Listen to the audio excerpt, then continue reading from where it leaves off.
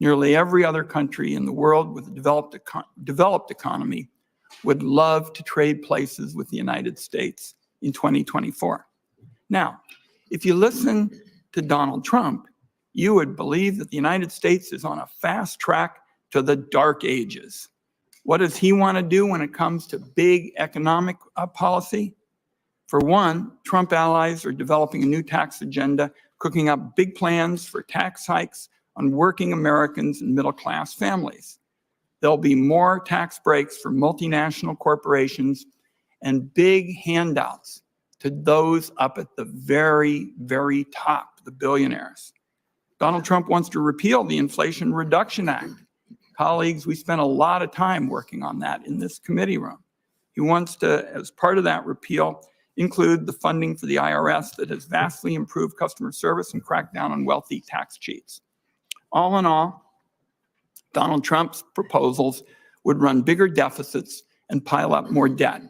That would make it impossible to shore up bedrock American programs like Medicare and Social Security.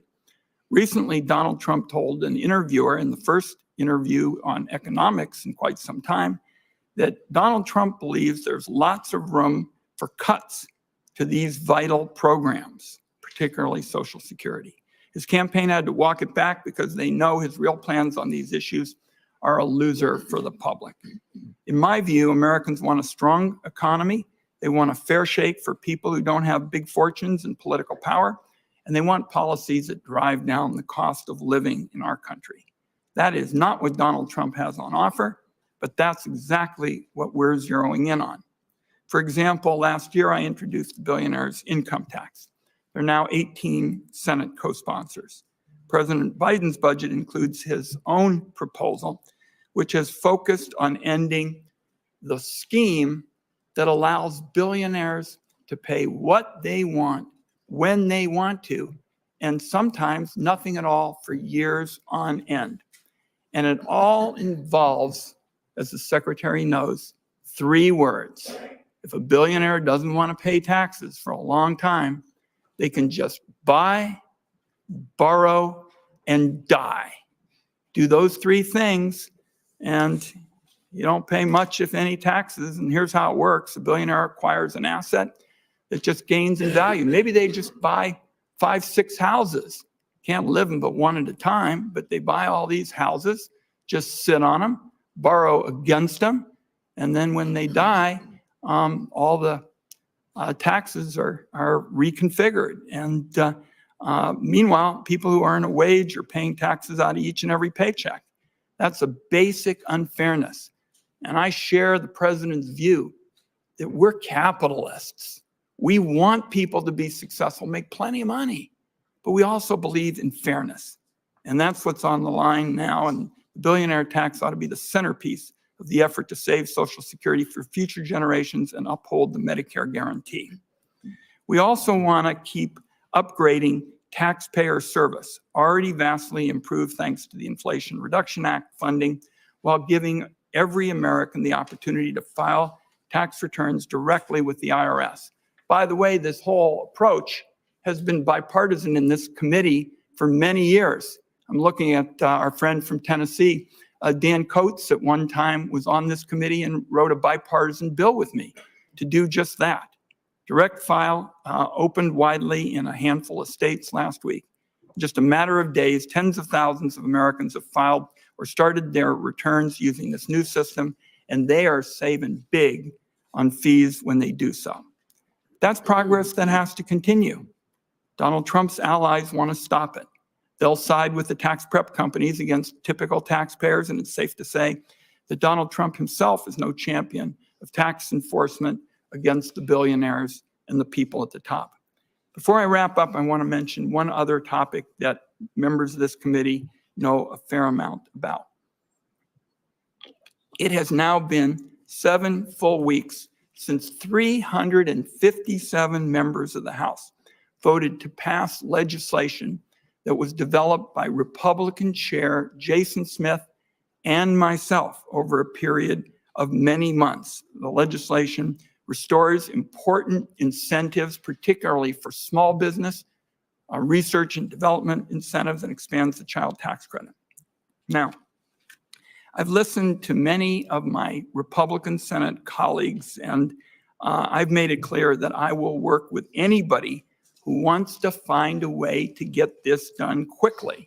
You've heard all this talk, Madam Secretary, about, well, maybe you put it off till 2025. There's some big businesses that might be able to survive that. But these innovative, small companies that look at that R&D break as a lifeline, they're not going to make it until 2025. The number one concern I've heard from Republicans is the child tax credit look-back policy. I heard that from a number of colleagues. They think that as structured by Chairman Smith and I, that this would somehow discourage work. I don't happen to agree with that. The Joint Committee on Taxation doesn't happen to agree with it. But in order to make for a bipartisan bill, it's been a long time since we've had a bipartisan tax bill, around here. Some of my colleagues haven't even seen one. I have offered to take the look-back provision out of what Chairman Smith and I developed if it helps us get this bipartisan bill over the finish line. Working with community leaders, Madam Secretary, we have found a way to do this and still lift the same number of kids out of poverty. I want colleagues of both parties on the committee to know that the offer to remove the look-back policy that was in the Smith-Wyden legislation is still on the table as of this morning, if we can find common ground and move ahead. And as I mentioned, this idea of waiting till 2025, Madam Secretary, particularly for these innovation-oriented small businesses, Senator Hassan has led the effort to point this out over several years, I think would cause us to do significant damage to the economy and certainly to the innovation ethic that colleagues on both sides of this dais have supported.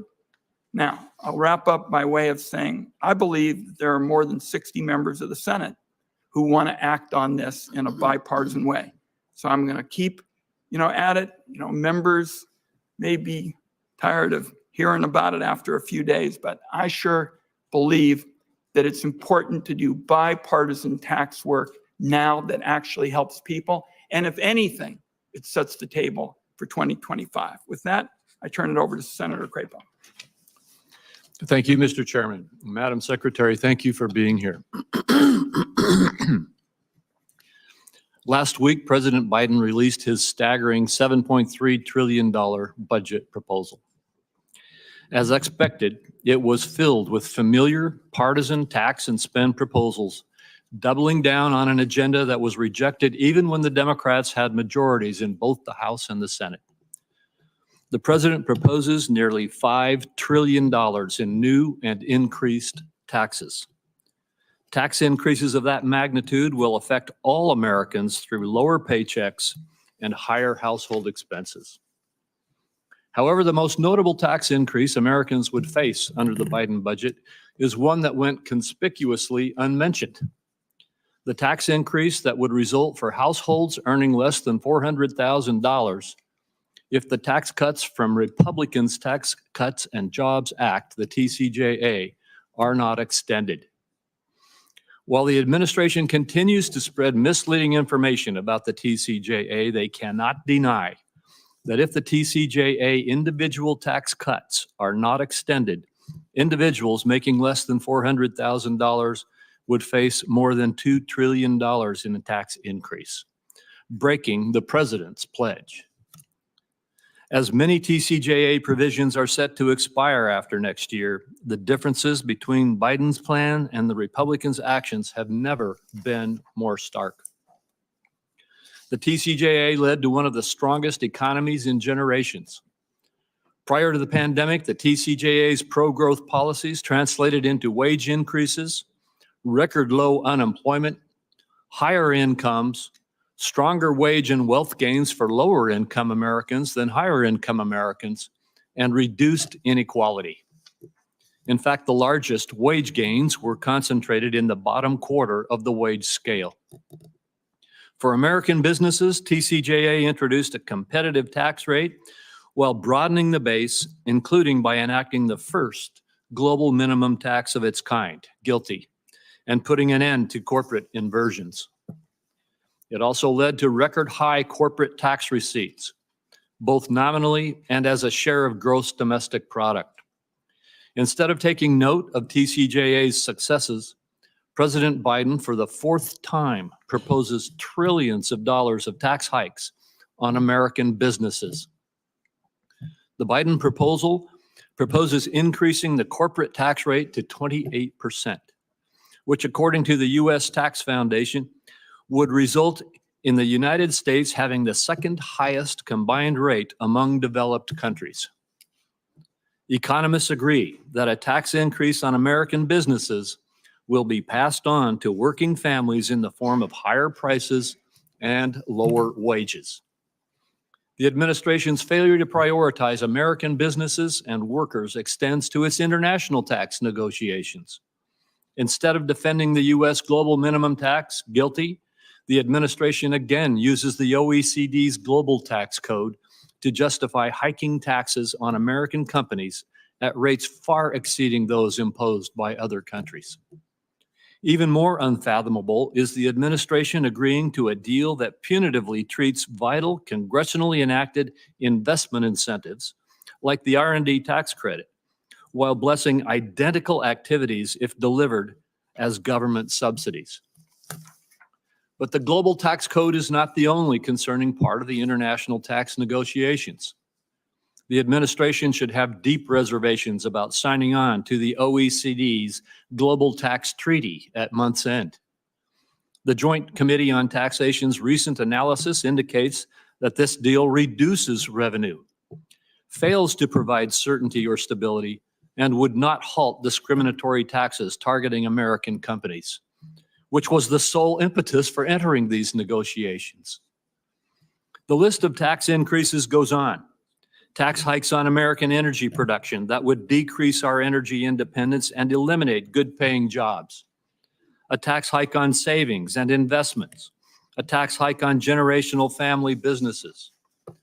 While the list of tax increases grows, so does one tax giveaway: the green energy tax incentives included in the Inflation Reduction Act, which benefit China and foreign manufacturing, and have ballooned from an estimated cost of $270 billion over 10 years to $663 billion over 10 years. In stark contrast to the Republicans' achieved objective of lower taxes and competitive rates across the board, President Biden's vision for American workers and companies is clear: higher taxes and uncompetitive rates for the majority to support government subsidies for a few. Thank you, Mr. Chairman. Thank you, Senator Crapo. Welcome, Madam Secretary. I know you've got a hard stop at 12:30. We have great member interest on both sides. So, colleagues, we're all going to have to stick to 5 minutes, and I'll just go out on a limb here. Senator Crapo and I will stick to that, and we'll make sure everybody gets in. Okay, Madam Secretary, welcome. Thank you, Chairman Wyden, Ranking Member Crapo, and members of the committee. Thank you for the invitation to testify. Over the past 3 years, the Biden administration has driven an historic economic recovery.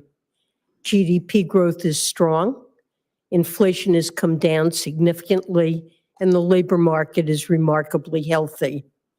Real wages and household median wealth have increased since before the pandemic. Families are putting their additional income and accumulated savings back into the economy. And we see many signs of optimism, from a record 16 million small business filings under this administration to improved consumer sentiment over the past 3 months. President Biden and I recognize that many American families still face challenges, such as high prices. So we're taking additional actions to bring down the costs of key household expenses like energy and healthcare. We're also focused on expanding our economy's capacity to produce and create good jobs while reducing the deficit. As we implement the bipartisan infrastructure law, the CHIPS and Science Act, and the Inflation Reduction Act, we're creating economic opportunity for Americans, regardless of where they live and whether they have college degrees. And we've seen companies announce $650 billion in clean energy and manufacturing investments since the start of the administration.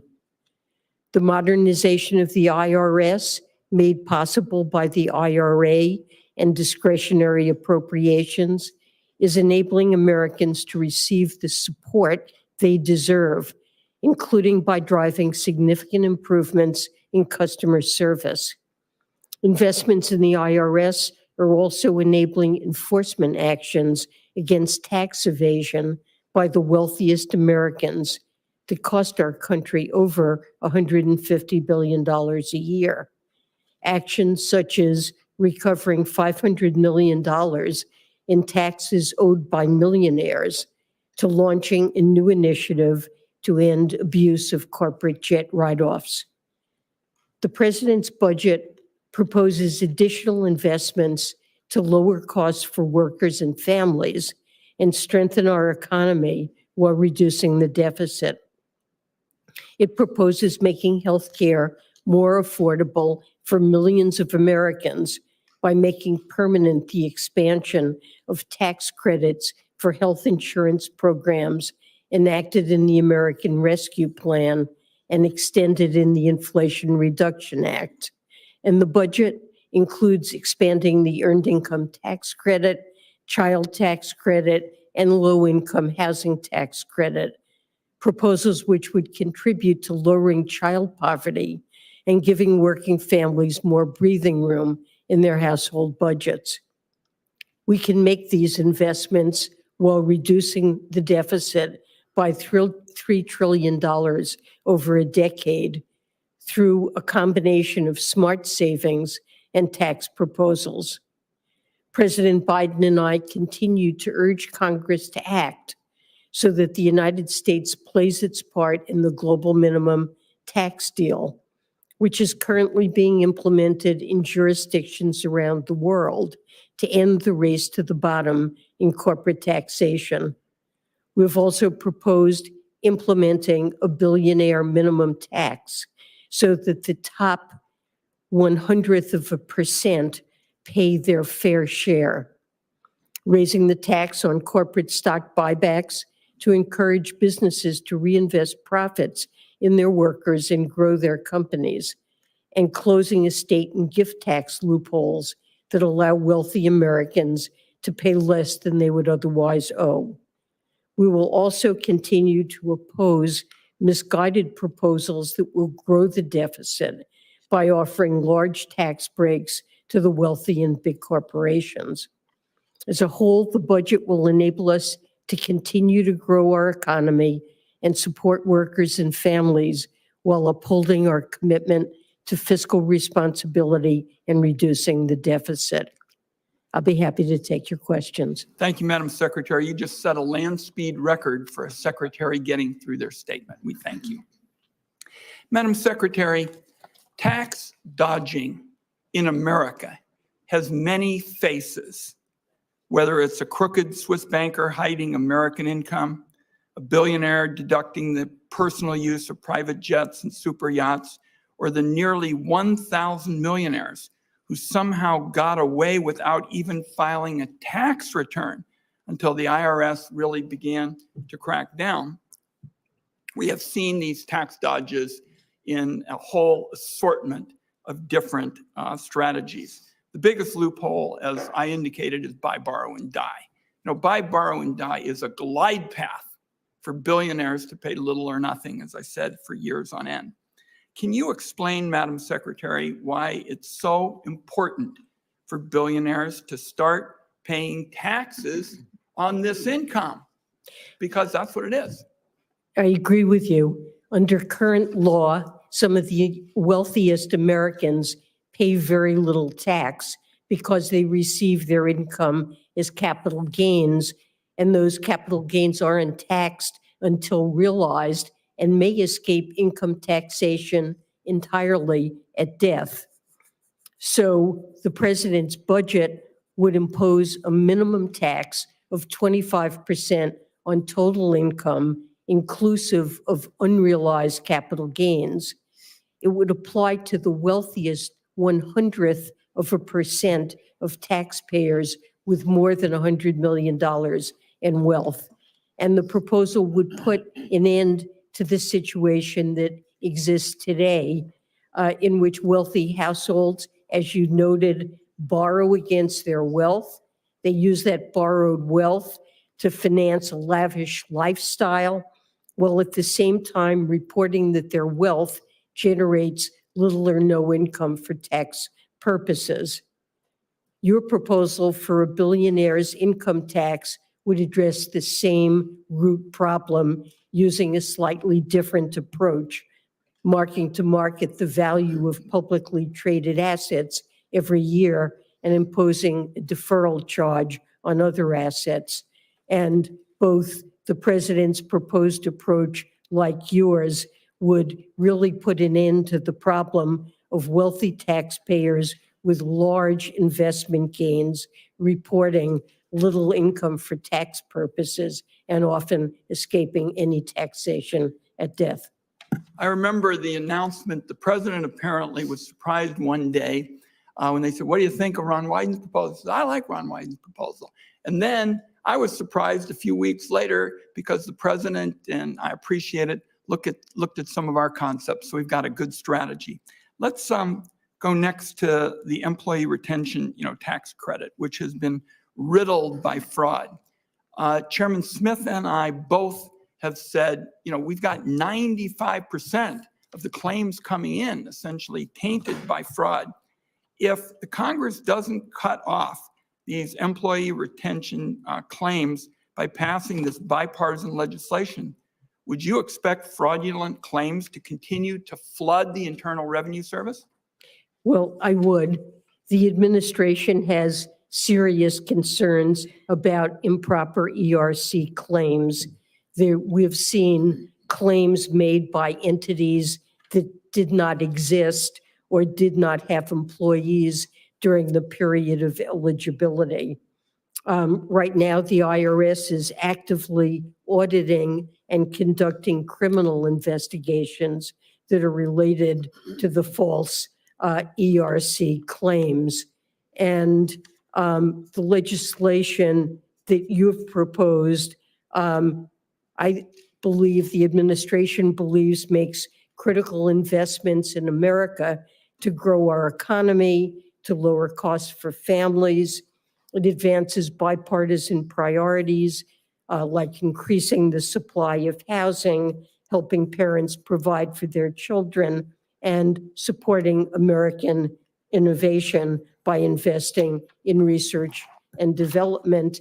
And I think it's a tremendous positive that the bill pays for these key investments by really protecting honest small business owners and ending a pandemic era program that is just now let me a magnet. Let me get my last question in under the gun. So this committee, in effect, started breaking 50 years worth of gridlock on climate change. For 50 years, there hadn't been anything on carbon taxes, there hadn't been anything on cap and trade. And in late spring of 2021, we came together around a private sector approach without mandates. It rewarded reducing carbon emissions, and particularly, it was technologically neutral, which authorities said was right at the heart of what we ought to do to have a kind of system. Can you commit that the Treasury Department is going to issue the proposed rules for these technology neutral incentives by June? Well, what I will commit is it is a very high priority item for us. We're working hard on it. I can't give you a precise date.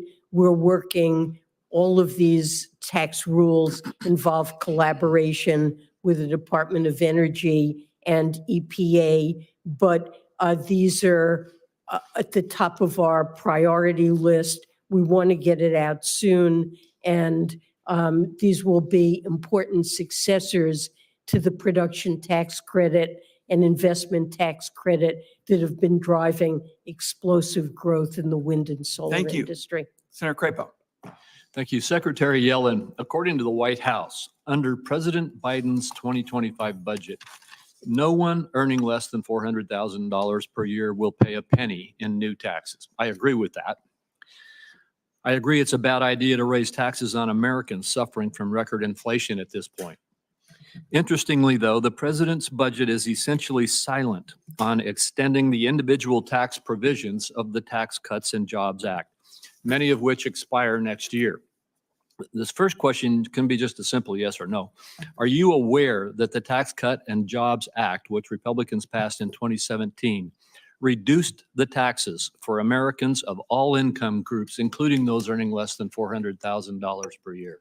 Yes, and the president has made clear that he would oppose raising back the taxes for working people and families making under $400,000 when those provisions So he would support extending expire. those He tax would. cuts. Good, that is good news. The TCJA also nearly doubled the standard deduction. Would that be included in what the president will continue to agree to support extending? Well, I can't give you details other than saying that whatever agreement is reached, he's committed to not raising taxes on households making under $400,000. All right, I think that this next one you've already answered to, but I want to ask it specifically. The TCJA also doubled the child tax credit to $2,000 per child. Would you agree that if the TCJA child tax credit provisions are not extended, this would also result in a tax hike for Americans making under $400,000? Well, as I said, he's committed to not raising taxes on households making under $400,000 and has expressed a commitment to the importance of the child tax credit, which has dramatically lowered child poverty. Well, this is good news. I'm understanding you to say that the president will support extending these policies in the child tax, in the TCJA, that would result in an increase in taxes on people making under $400,000. I'd also like to follow up, however, on the president's serious proposals for increasing taxes on the corporate rate. The bottom line there is if the president's proposal to increase the corporate tax rate to 28% is adopted, it'll make it the second highest combined corporate rate in the world, which will again result in corporate inversions, capital leaving the United States, increased prices for Americans, adding on to inflation, and reduced wages. Is the president seriously considering causing those kinds of economic impacts when we need to have our economy stay strong and have our wage growth be vibrant? I agree with you that we need a strong economy, and we would not want to see capital flee from the United States to foreign shores. That's the reason for supporting the OECD's tax pact, which many countries, including the UK, Japan, the European Union, and others are now putting into effect. They're putting into effect a 15% minimum tax on multinational corporations. Let me move to the OECD now, because as you know, the budget once again proposes to align U.S. global minimum tax with certain aspects of Pillar 2, but proposes a much more onerous version of it, including a rate 40% higher than the OECD deal, which is 21% versus 15%, and without any substance-based exclusion as provided under the deal.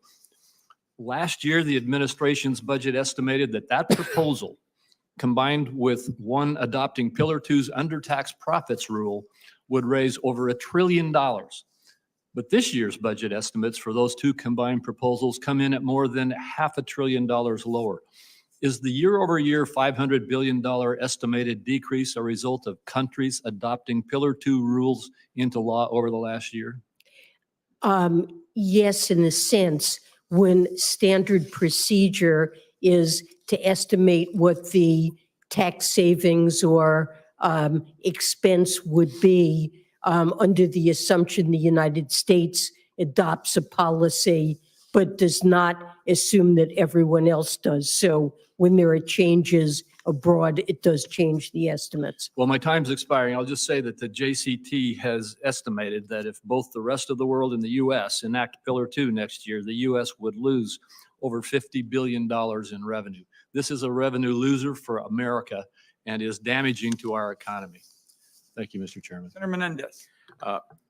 I'm pleased to have supported the American Rescue Plan, which restored the child tax credit to offer vital assistance to diligent, hardworking families.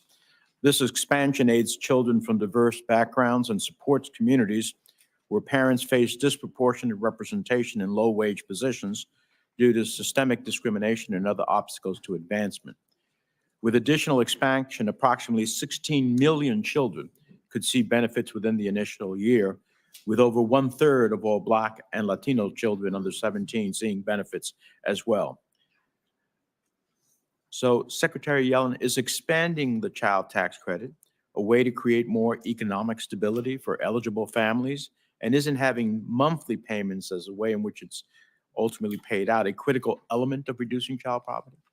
Yes, I believe the child tax credit has been, and if expanded in the future, would reduce child poverty absolutely dramatically.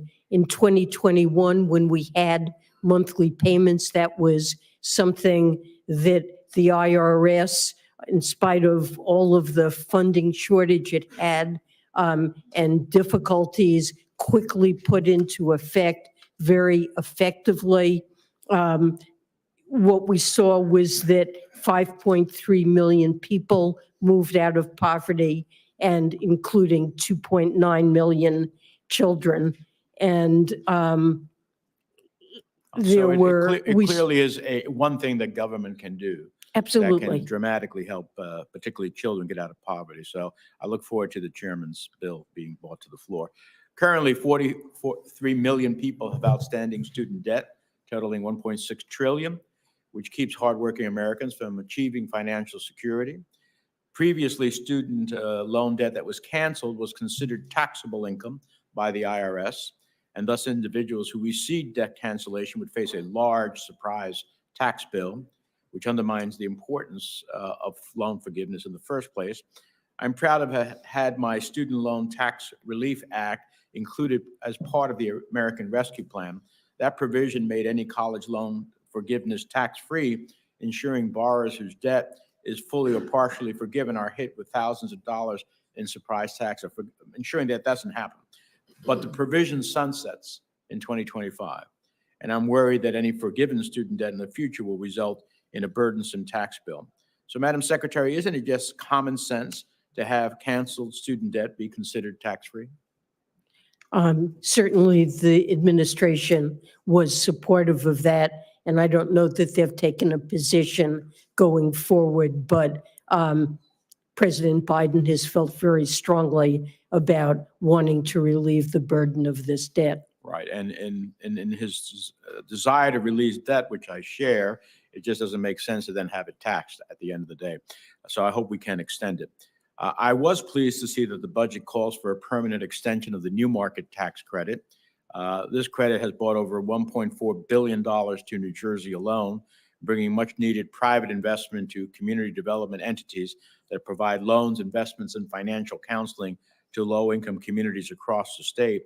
Madam Secretary, what possibilities will making this credit permanent lock in for low and income communities? Well, I think it's a tremendously important tool for bringing much needed investment into communities, especially some of the most, the poorest communities that really can benefit from and are suffering from a severe shortage of investment. And we would like to see it made permanent. Well, according to an analysis from the Urban Institute, the new market tax credit leads to the creation of jobs through funding for manufacturing and other businesses, expansion of healthcare services, construction of housing services for vulnerable populations, and much more.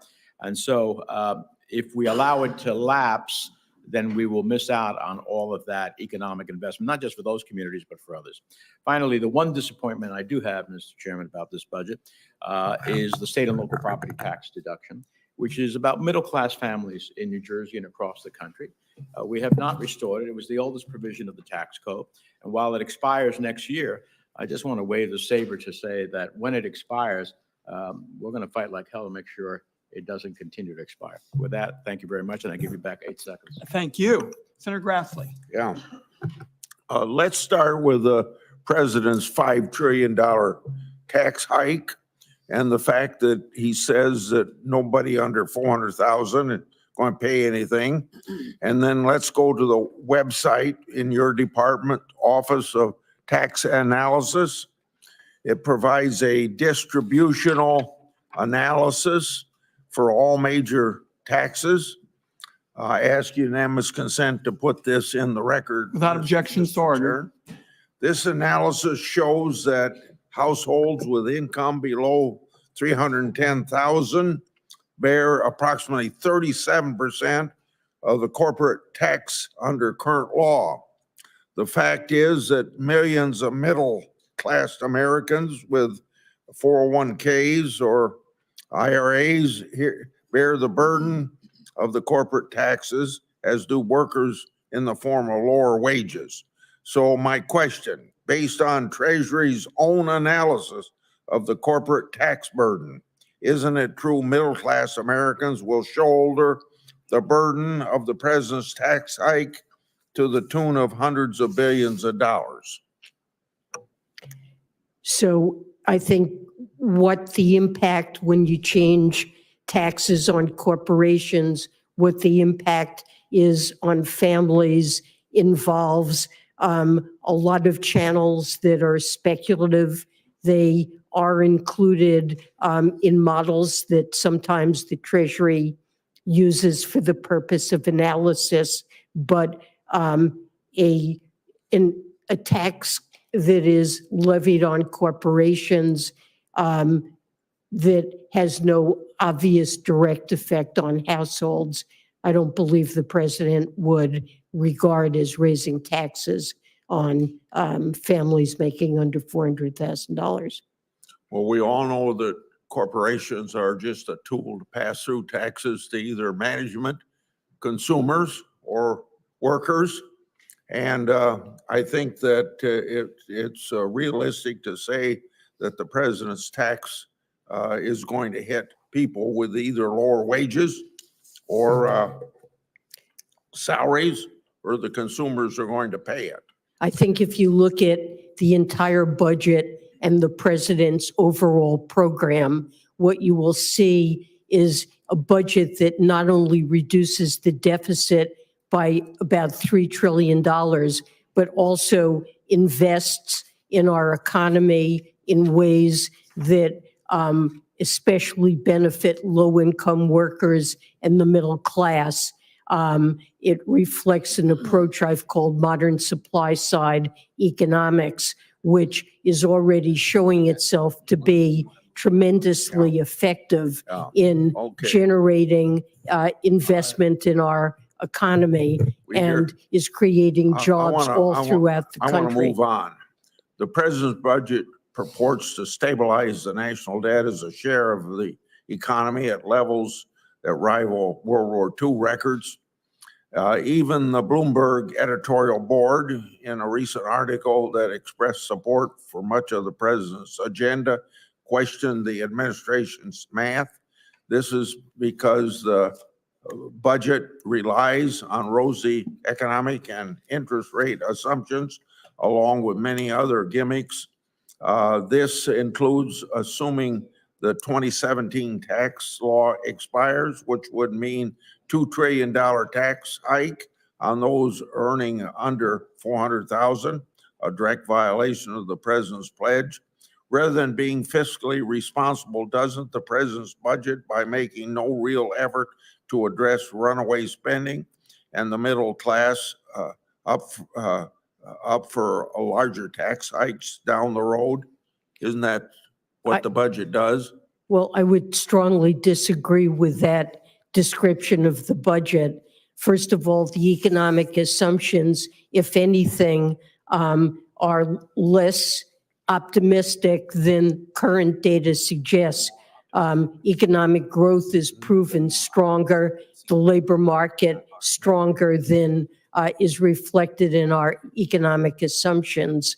The economic assumptions do show a rise in interest rates, which does impact debt service cost. But the most important metric of sustainability of fiscal policy is real net interest paid on the debt, and that is stabilized in the president's budget. Let me sum it up this way. You're telling us much more optimistic than what we hear from our own Congressional Budget Office. Well, Time of the gentleman has expired. Senator Cassidy is next. Hey, Madam Secretary, thank you for being here.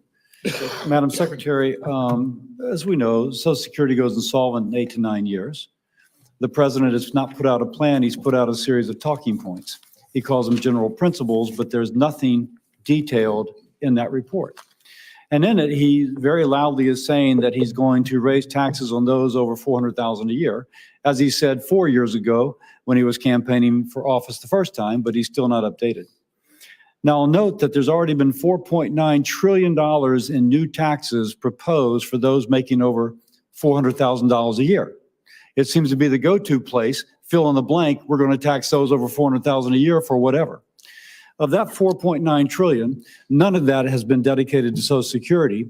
So with that context, if you are going to address the unfunded accrued liability for Social Security, what would the tax rate have to be, or what would the total amount of taxes have to be on those making over $400,000 a year? I don't have that computation to offer you, but the president has in the past discussed the possibility of raising the ceiling on what income would be included. Of course, he would protect his pledges to protect households making under $400,000. But let me ask, because the president theoretically has a plan, and if I'm rubbing my forehead, it's just because it seems worse than I thought.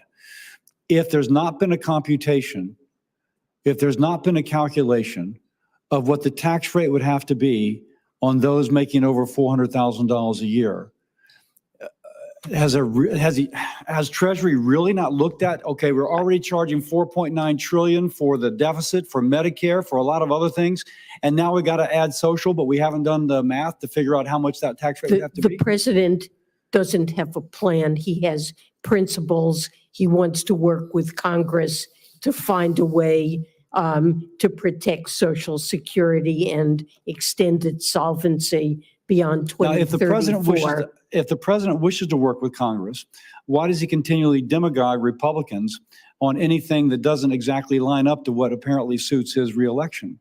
And if I'm frustrated, there's going to be a 23 to 25% cut for those receiving benefits now, which will double the rate of poverty among the elderly,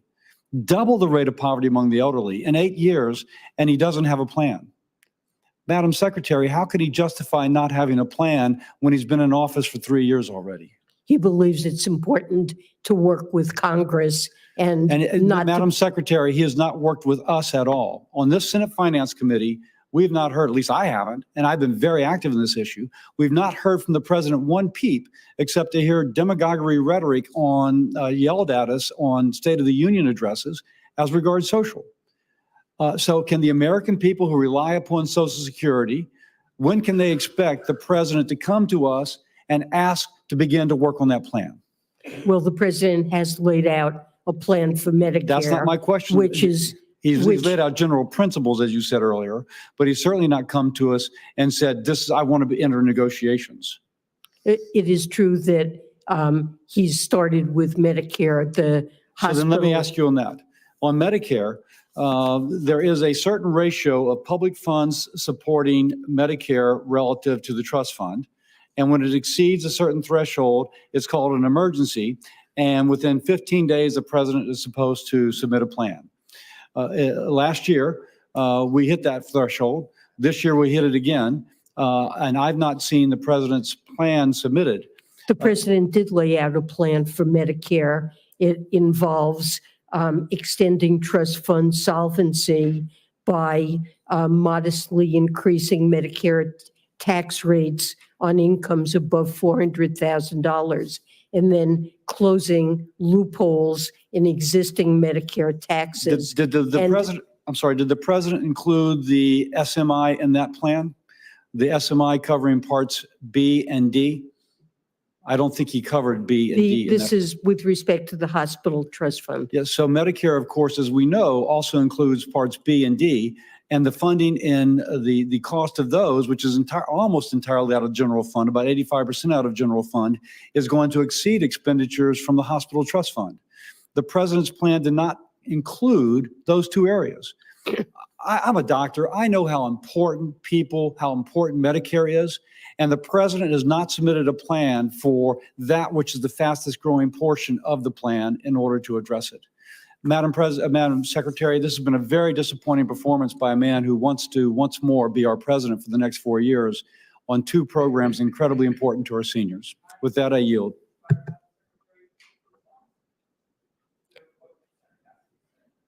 I believe the president has laid out a plan for the hospital trust fund, and he's laid out a budget that contains $3 trillion of a deficit reduction, and that provides enough general revenues to be able to support the expenditures that are projected for Part B. Madam Secretary, welcome. In your testimony, you repeat what OMB Director Young also said, that the president's budget reduced the deficit by $3 trillion. President Obama, in his final budget, fiscal year 2017, his cumulative deficit was about $6 trillion. 4 years later, in President Trump's final budget for fiscal year 2021, his cumulative deficit over 10 years was $5.6 trillion. I mean, neither one of those presidents ever projected a deficit more than $1 trillion. President Biden came into office. He has yet to produce a budget where he proposed a deficit less than $1.3 trillion.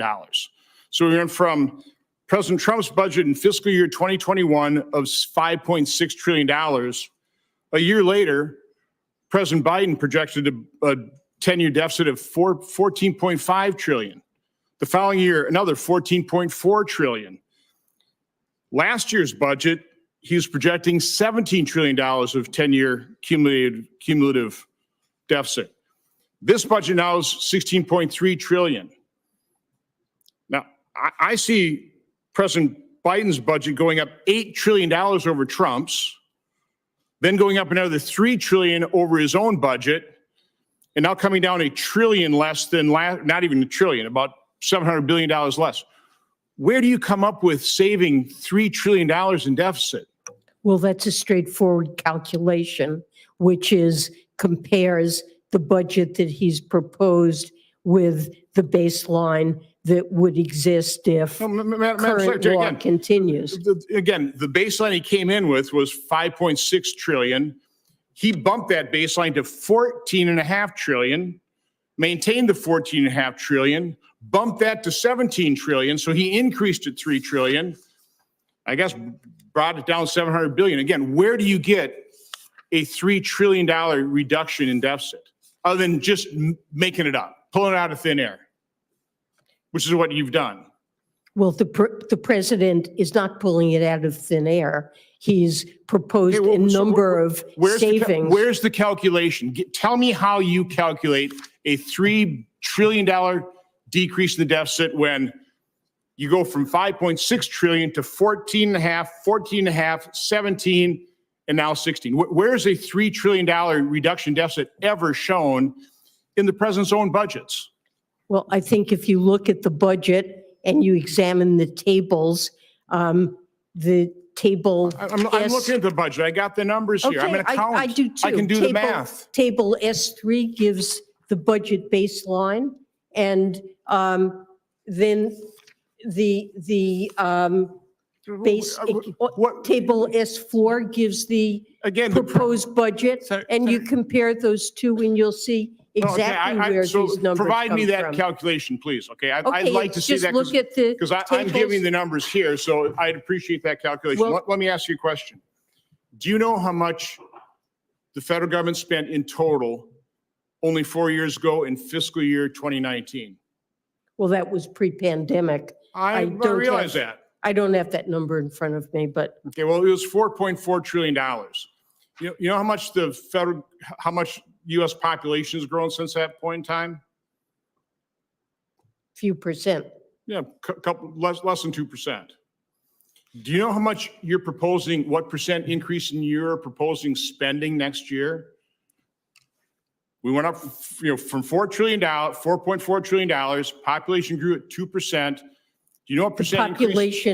The population aged, and because you're- we have an Senator older Johnson? population spending on Your Social budget- Security, the answer to the Medicare. question is you're increasing spending 63%. Almost $3 trillion over what we spent, 4.4 up to 7.3 trillion. How can you justify that? Senator Johnson, let's let We- the secretary answer your question. Well, the president has proposed a budget that I regard as fiscally responsible. You are looking at one metric, which is the dollar value of the deficit. I think a more relevant economic measure is real net interest as a share of GDP. We have a strongly growing economy with a much larger GDP. And if you look at table S1, you'll see that the proposed budget stabilizes real net interest over 10 years at an historically normal level. And the president's budget helps Americans lower costs that are tremendously burdensome to them. It provides adequate funding to the Internal Revenue Service so that they can collect taxes that are due and shrink what is an utterly enormous tax gap amounting to about $150 billion Time of the gentleman's a year. expired. The Senator president's Bennett. massive deficit spending has caused the value of a dollar to decrease from $1 to 85 cents during his administration. That's what the president's budget The has time of the done. gentleman's expired. Senator Bennett. Thank you. Thank you, Mr. Chairman.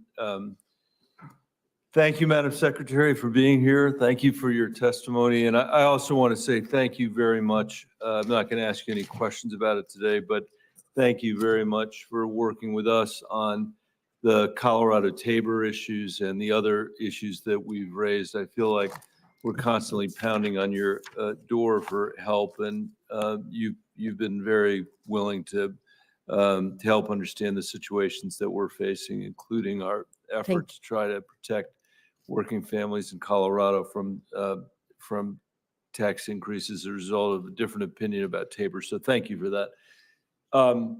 It might surprise people here to say that I worry a little bit about the rise in interest rates and what that's going to mean in terms of our ability to be able to not just deal with our deficits, but also make sure we don't erode substantially the discretionary spending that we have. And we've had 10 years or more of 0% interest rates, which I think is the result in part of and we might disagree about this, Madam Secretary, but I would say overly aggressive monetary policy from the Fed that kept rates at zero for probably longer than they should have, and with an expansive quantitative easing that I think had the effect of driving problematic income inequality as a result, or wealth inequality, I guess I should say, as a result of the appreciation of asset prices here. And I think we're sort of dealing with the back end of that now, and it's worrisome, but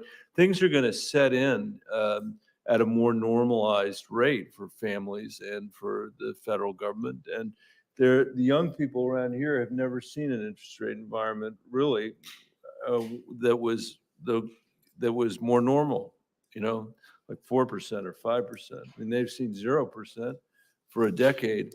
That's not the way it used to be, and that's not the way it will be. And I think that that's not the way our economy should run. And I think we are at a moment where we need to think about how we bring in line, better in line our revenues and our expenditures. One of the things that drives me crazy, though, and I never hear it from my colleague who was banging on this dais a few minutes ago, is the degree to which tax cuts for the wealthiest people in America have created so much of the deficit situation that we're dealing with. I mean, take the Bush tax cuts, take the Trump tax cuts, and I think more than 60% of the delta that he's talking about in terms of our deficit is the result of those tax cut provisions. And most wealthy people I know, they might like to have tax cuts. They might philosophically believe that tax cuts are good, but they certainly don't need the money. And when I think about things like the child tax credit, which cut childhood poverty in half in this country, it has, I would argue, enormous fiscal benefits as well as just moral benefits. It just seems crazy to me that we're continuing to use this trickle-down economics as an argument to borrow a whole bunch of money to give the wealthiest people in America tax cuts. I mean, think about this, Mr. Chairman. When you take the Bush tax cuts and the Trump tax cuts together, about a quarter of those cuts went to the top 1% of Americans. About a quarter of those cuts. That's about $2.5 trillion that went to the top 1% of Americans. That's 1.6 million people. Americans in the bottom quintile, that's 10 million people, by the way, 10 million versus the people at the very top. 10 million, they got $100 billion out of that deal, of those two deals. So could you talk a little bit about that, Madam Secretary, the way in which, if you, I guess, were helping set the priorities in this country, maybe if you were being fiscally responsible, the first thing you might not do is cut taxes for the very wealthiest people in America without borrowing, without paying for a single cent of it. I completely agree. And if you look at CBO calculations, look at what was projected in terms of tax collections. I believe that in 2017, before TCJA passed, CBO was projecting revenues would be about 18% of GDP, and instead they were about 16.5% last year, and CBO is projecting around 17%. So a significant part of the deficit comes from that. And what President Biden is proposing to do is to ask wealthy people, high-income people, to pay their fair share. It's important that they be successful, that we have an economy that people can invent things and run businesses and earn healthy profits, but then they need to pay their fair share. And with tax rates on dividends and capital gains that are lower than many people pay on ordinary income, with step up of basis, with no taxation of unrealized capital gains, the wealthy pay. I believe a recent calculation shows that some of the very wealthiest people pay on average about 8% of their total incomes in taxes, and that should be remedied. And it provides a very ample pool to invest in our economy and to grow the economy from the bottom up and the middle out. As much as I agree with Senator Bennett, we've got to move on. Senator Blackburn, you're next. Thank you, Mr. Chairman. Madam Secretary, thank you so much for your time today. I do want to get to the budget. Before I do, I want to ask about Treasury's activities and your activities with Communist China. And I'm so concerned about what appears to be appeasement coming from Treasury. And of course, we know China has practiced intellectual property theft. You've got the genocide that is taking place against the Uyghurs. there in Xinjiang, and the Trump administration had sanctioned the Xinjiang Production and Construction Corps because they're a paramilitary organization with a 50% stake in more than 2,800 Chinese companies. And what we have received is reports that under your leadership at Treasury, that you all have not fully enforced these sanctions or issued new sanctions against subsidiaries of this entity. And that is disturbing. So I would like to know what specific actions you're taking to ensure that the Chinese Communist Party entity is sanctioned to the fullest extent of the law. And what are you doing to identify individuals and entities to sanction, to put further pressure on Communist China for its ongoing genocide and its crimes against humanity? Well, I absolutely agree with you Okay. that Treasury and the Biden administration should be sanctioning human rights violations that are occurring in Xinjiang. And there is no appeasement, I want to assure you, Okay. on this matter. If you're aware of some specific matter that you We'll be think happy to highlight involves a problem, I will reports. put Yeah. you in touch with your staff in touch with mine to Okay. try to clarify what we're doing. But there hasn't been, Okay. to the best of my knowledge, any weakening of these sanctions. Okay, We take well, them seriously. Treasury sits on the Forced Labor Enforcement Task Force and has the ability to make recommendations for Chinese entities to be added to the Uyghur Forced Labor Prevention Act entity list. Currently, the majority of entities were put on the list by the Departments of Commerce and Homeland Security. And you have broad capabilities for identifying bad actors, such as through the Office of Foreign Asset Control. Yet Treasury has not made recommendations for new actors to be added to the entity list. So as you review this, if you could let me know why you have not and what you plan to do about that, that would be helpful. I would be glad to get you a briefing on it, but I do want to emphasize that these human rights violations are a very serious concern, and our sanctions and use of our authorities Yes. are intended. And we would like to see those used to the full extent of the law. And it's disturbing to hear that they are not. Let me ask you one other thing. It is National Ag Week. And I just was talking to some of our producers in Tennessee. U.S. ag exports dropped by $17 billion last year. And China did not live up to their ag purchase. We hear this from our soy and our cotton farmers in Tennessee. And there were some great provisions put in place under President Trump's Phase 1 deal. So have you or your staff raised this to Chinese officials in your meetings? Yes, U.S. Trade Representative has tried to hold China to the agreement to carry out the commitments that they made. China has failed to do so, and we have not lowered any of the tariffs that we put in place. And I think, as you're aware, we've taken many other actions to deal with unfair Chinese practices, including threats to our national Yes. security. Yes, Madam Secretary, I will send you this in writing, but I do want to talk to you about Pillar 1 and Pillar 2, because the cost to the U.S. on Pillar 1 is $1.4 billion, and the revenue loss from Pillar 2 is estimated to be in the range of 60 to 120 billion, and that's a joint tax number. And we're very concerned about that. You look at that, and then you look at what is happening with ag products, and we're quite concerned about where these actions are taking us. Thank you, Mr. Chairman.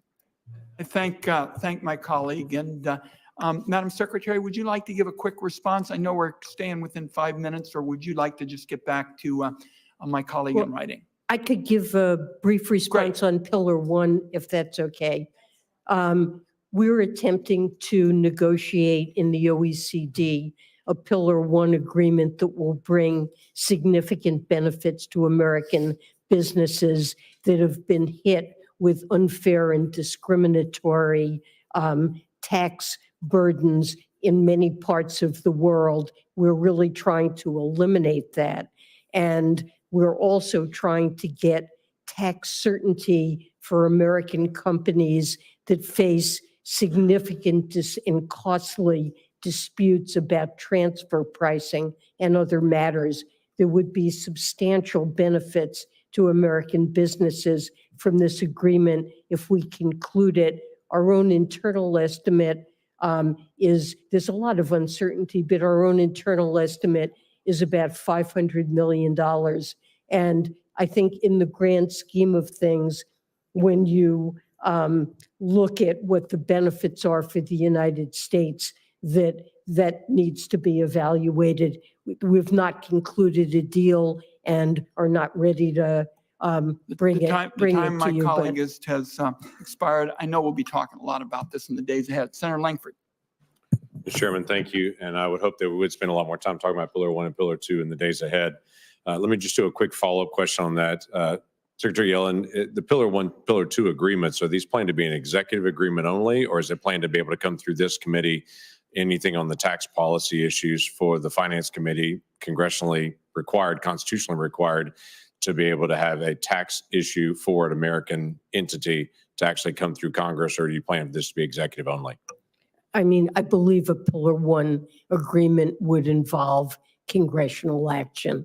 It's not something that could be just signed into law and effective with an executive order. It Pillar 1 or requires- 2, or either Excuse me? of them? Excuse me? Either Pillar 1 or 2, either Pil- one? Pillar 2 also needs to be adopted by Congress. Right, We thank you. propose that. You talked about just American business having uncertainty. That this is an issue right now, obviously, that people don't know what the tax policy is and don't know if it's going to even come through this committee. And it's good to be able to hear what the plan is. Whatever agreement, whatever its requirement is done, is your intention to actually We will bring through it to Congress, and we have tried to keep this committee informed on a bipartisan basis. Thank you. I appreciate that. The IDCs, I noticed in the budget, the intangible drilling costs for oil and gas production. I thought it was interesting in the president's budget and the proposal, every other business in America that does manufacturing can deduct their normal business expenses. But in the president's proposal, it is except oil and gas production. They cannot and should not be able to deduct normal business expenses. Is there a reason why those particular manufacturing locations should not be able to deduct normal business expenses and every other manufacturer in the country should? Well, in general, subsidies to fossil fuels are something that the president Right, but looks to this is phase not a out. subsidy. And intangible drilling cost is not subsidy. That's the cost of actual production. That's the cost of all the equipment, of everything else around it. That's not a subsidy. Every manufacturing business can write off their normal business expenses. I guess my question is, why do those manufacturers not get to write off their business expenses and everyone else does?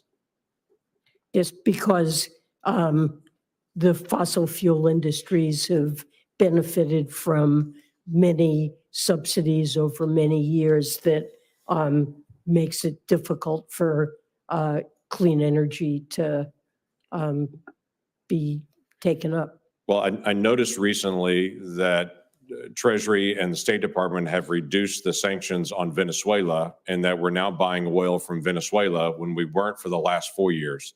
So I guess my question is, the president's proposal is to make it harder to produce American energy, but there's still an acknowledgement that we need oil still. And so now we're buying oil from Venezuela when previously we weren't. If you go back 2 years ago, even the first 2 years of the Biden administration, we're not buying any oil from Venezuela, knowing that it's the Maduro regime and all that they're doing to their people.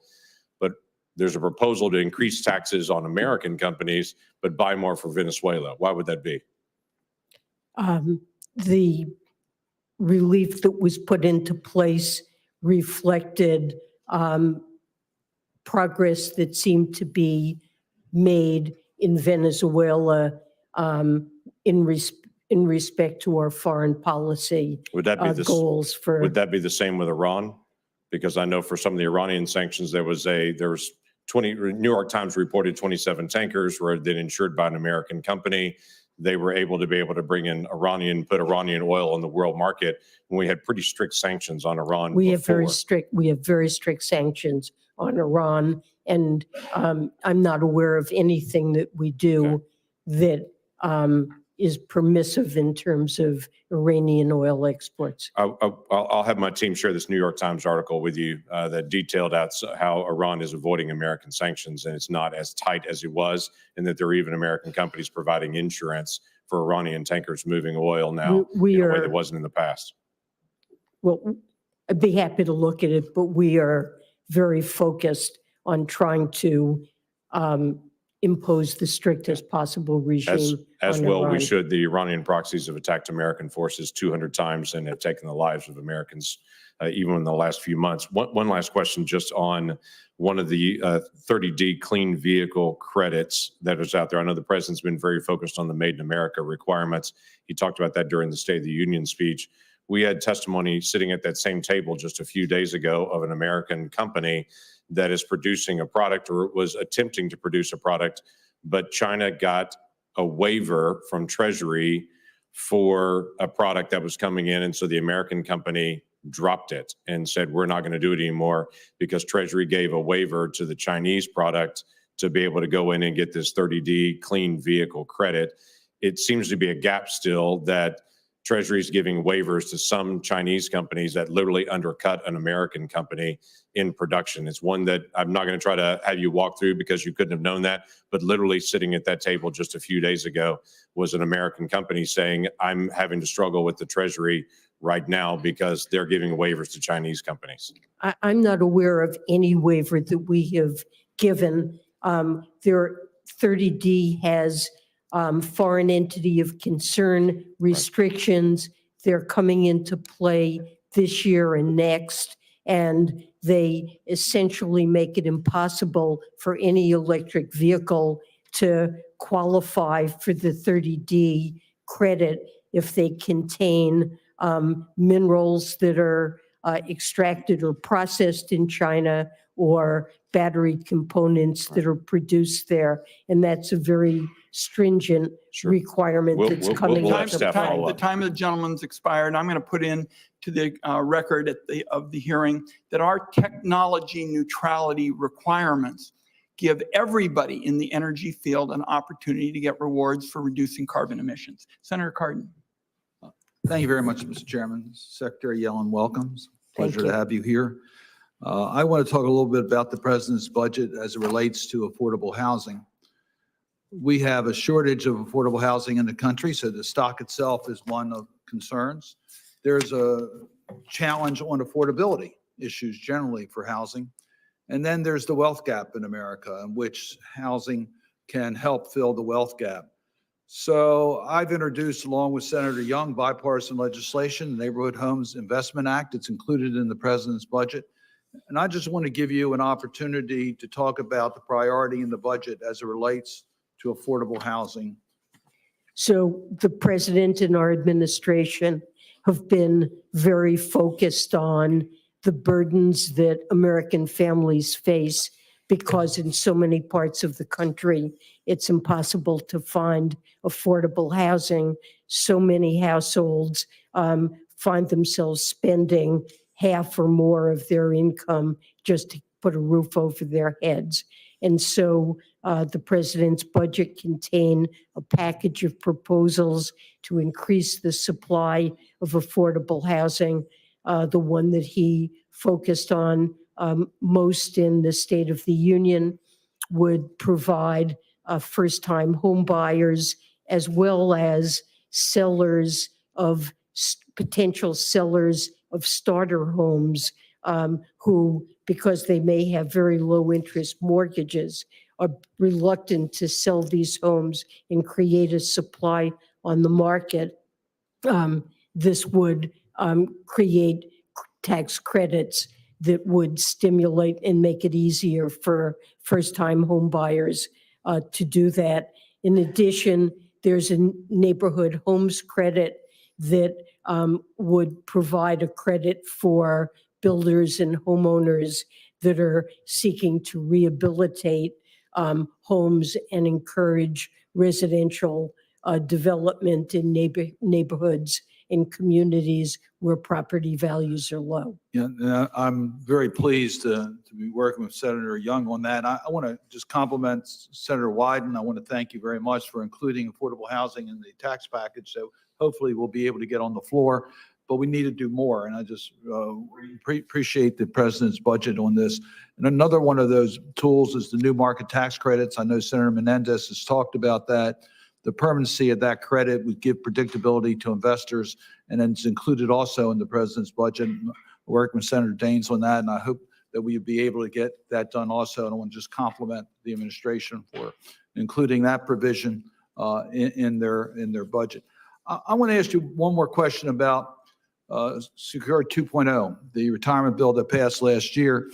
It has a very important provision in regards to the savers credit refundability. Now, I know we're still a couple years away from its implementation, but I want to make sure we stay on schedule. So can you give us some assurances that the implementation of Secure 2.0, particularly as it relates to those provisions that are particularly important for low-income working families, how that's coming along? It's an important provision. The IRS and Treasury have already started preparing for implementation in 2027. They've convened a working group that has experienced staff.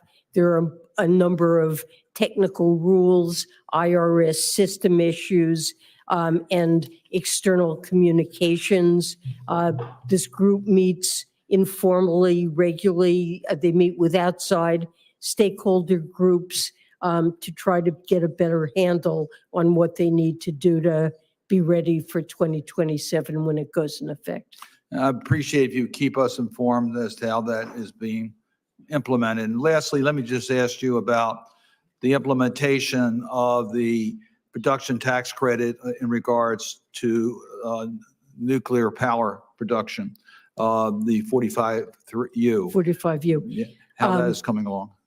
We are working on rules on that. I can't give you a definite date at which we expect to get that rule out, but it is part of our work program. We're investing a huge amount of energy in trying to get out the rules associated with the green tax credits in IRA.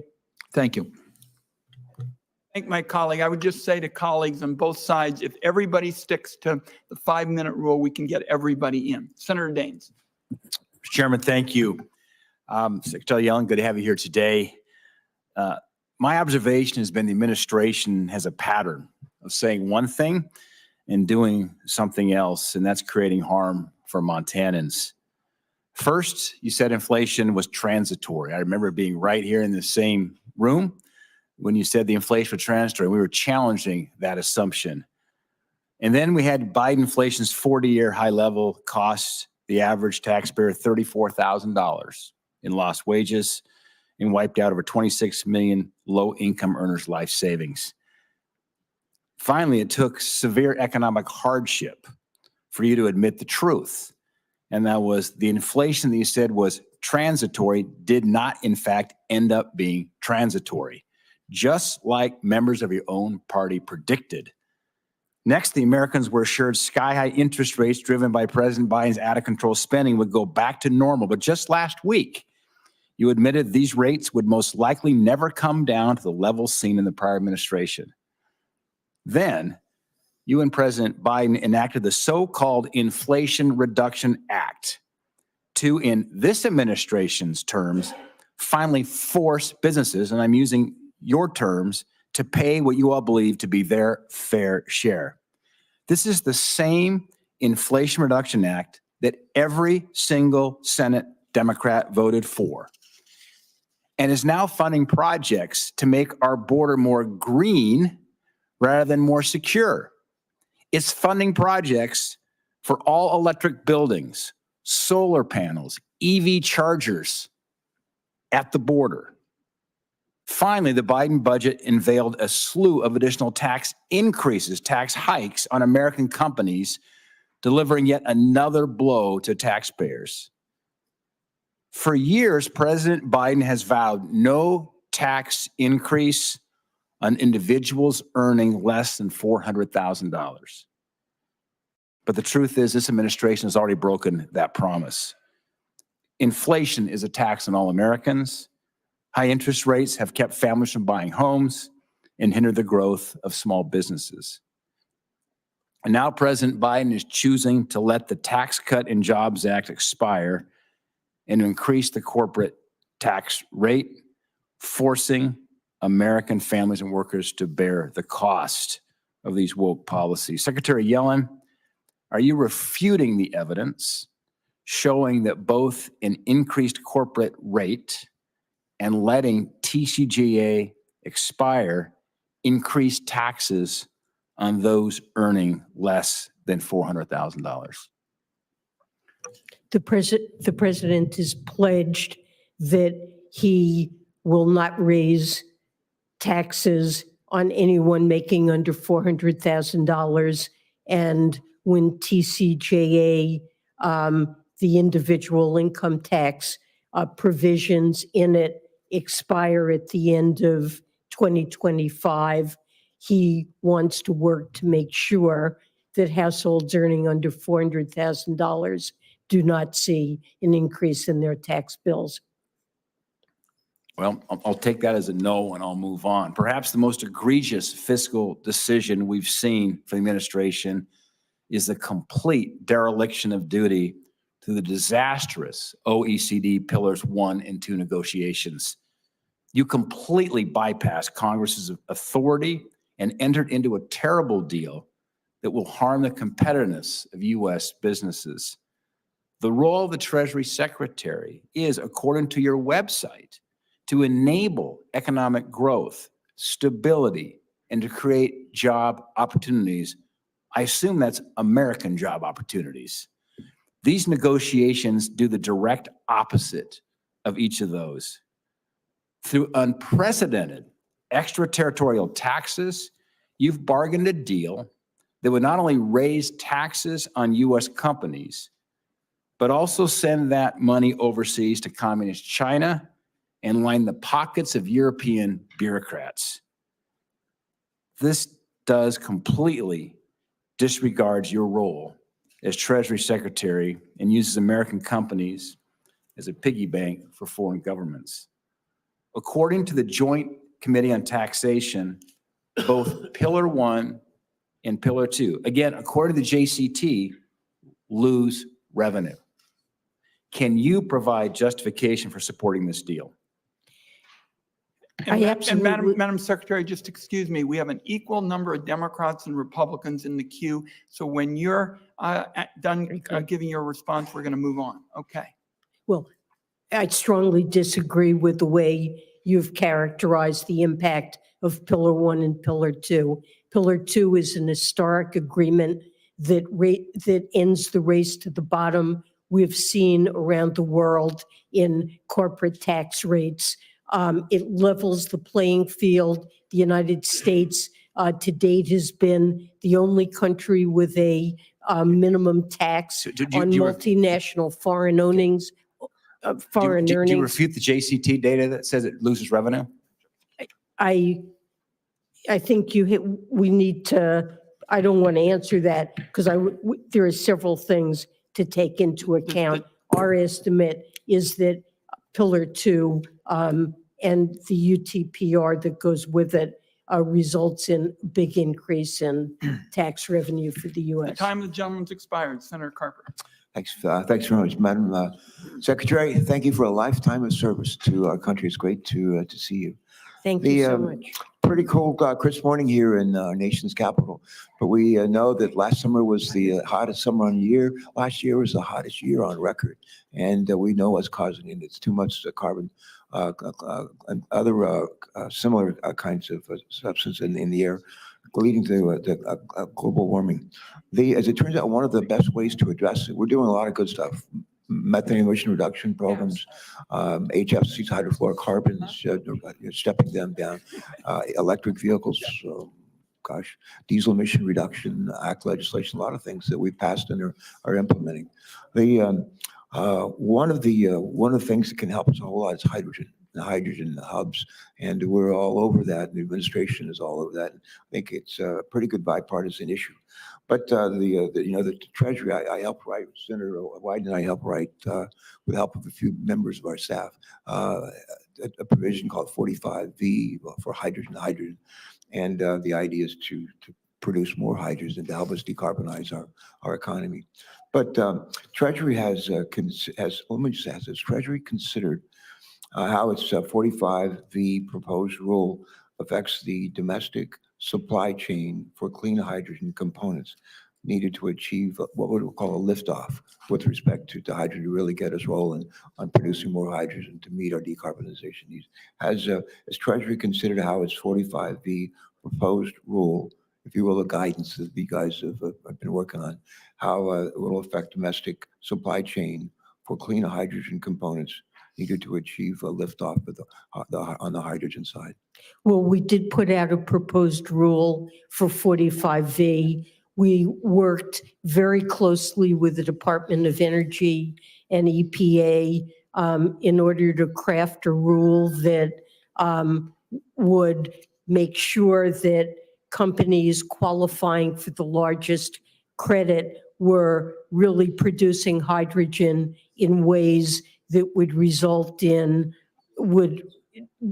greatly diminish emissions, that was truly clean and would not have indirect effects in boosting greenhouse gas emissions.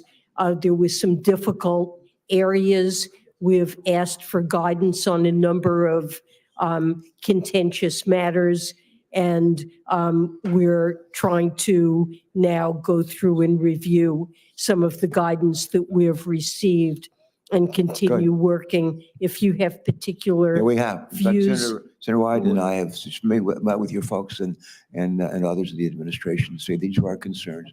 This is what we're hearing from the folks who are producing hydrogen, want to produce hydrogen in order for them to be successful and for our hydrogen hubs to work. So I just want to plant that. That sounds like you're on it. That's We good. would be happy to work with you on Good. that. Thank you. We appreciate that. As you finalize the guidance as relates to what I just asked, but how is Treasury considering the impact of the hydrogen tax credit on the viability and success of these hydrogen hubs? And we're creating these hydrogen hubs around the country to create a lot of hydrogen to help meet our hydrogen needs. We can use hydrogen for, we can use it for cars, trucks, vans, airplanes, all kinds of stuff. We can use it for producing electricity.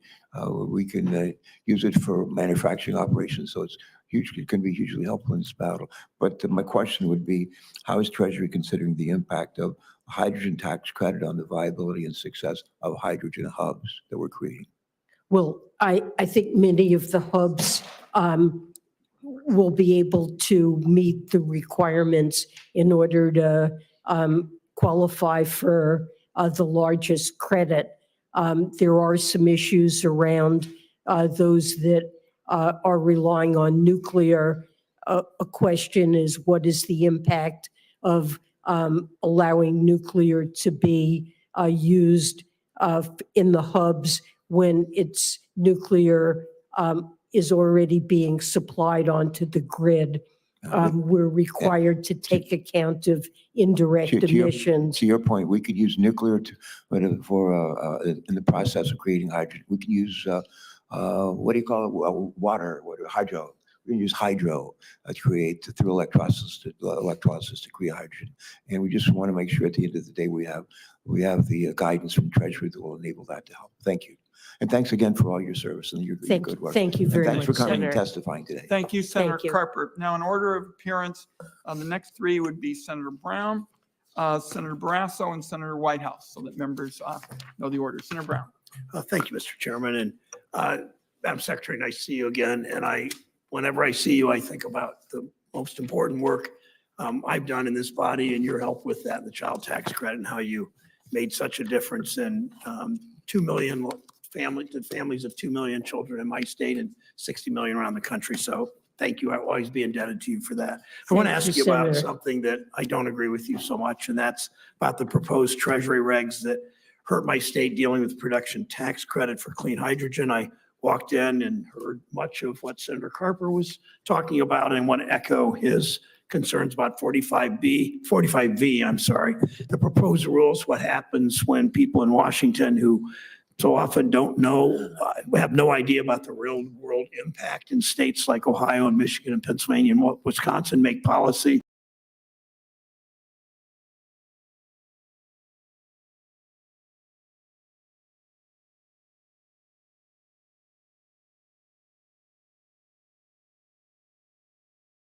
of improvements to mandatory spending. That's 73% of our federal spending, and it remains on autopilot.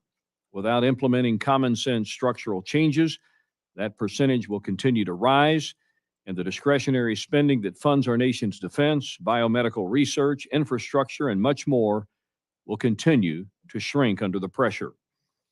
I would also be remiss if I didn't mention President Biden's regulatory regime, which has continued to harm small businesses, banks, and the taxpayers in Arkansas and across the nation.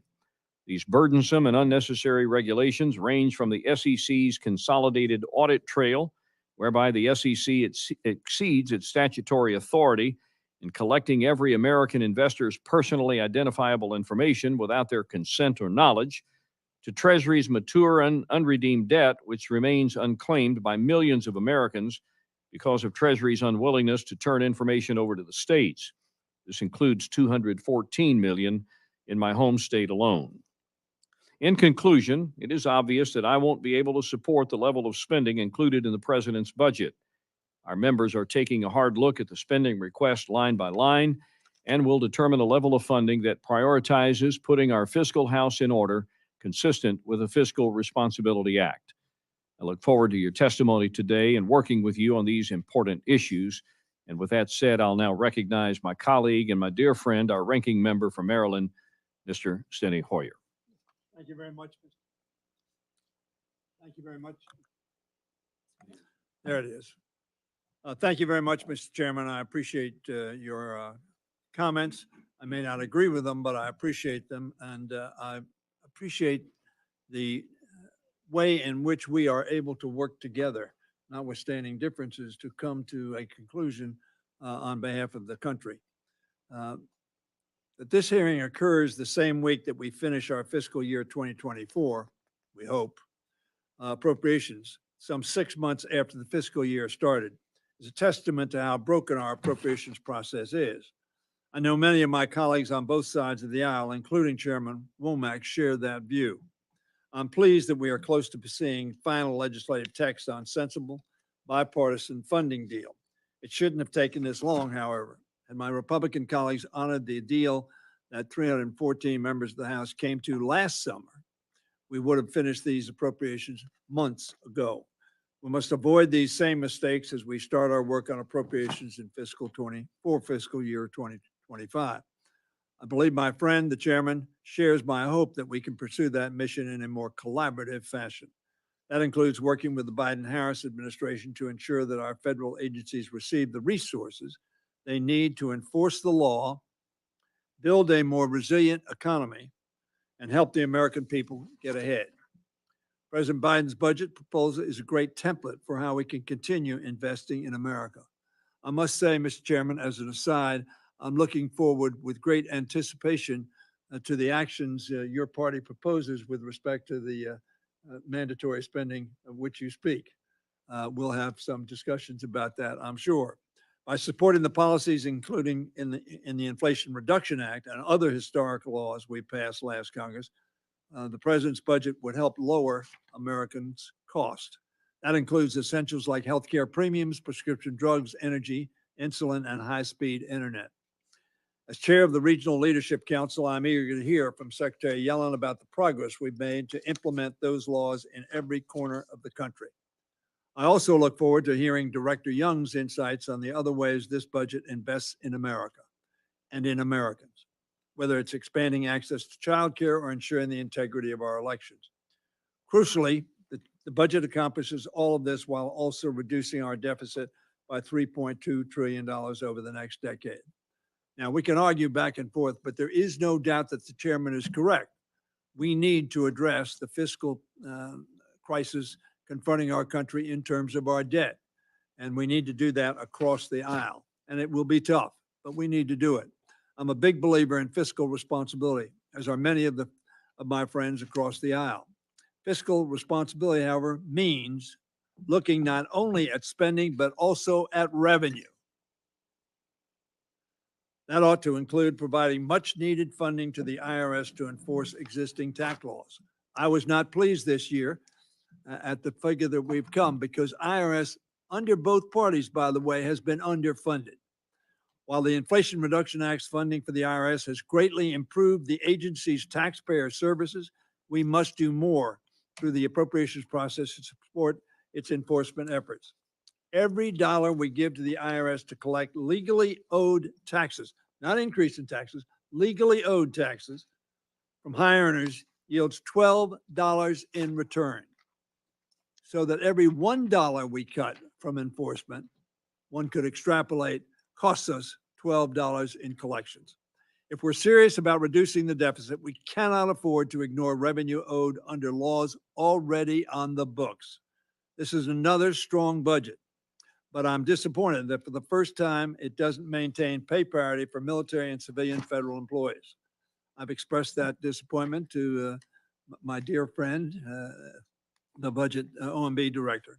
Instead, it includes a 2% cost of living adjustment for federal civilian workers and a 4.5% COLA for members of the military. Now, let me explain what that means. You have a military guy, maybe he's a sergeant, 3-striper, 4-striper. He's sitting, he's running a machine. You have a civilian sitting right next to him, running the same machine, doing the same thing with the same responsibility, and getting a disparate pay, both living in the Washington, D.C. area. I hope our guests can shed some light on that discrepancy and what we can do to resolve it. I know Secretary Yellen, Director Young, and Chair Bernstein are here to discuss fiscal year 25 appropriations. Many of us, however, would also like to hear their perspective on one of the most pressing issues facing our Congress today, and that is securing supplemental aid for our Ukrainian and Israeli friends. I've spoken 3 days in a row on money for Ukraine. We're going to go for a 2-week vacation.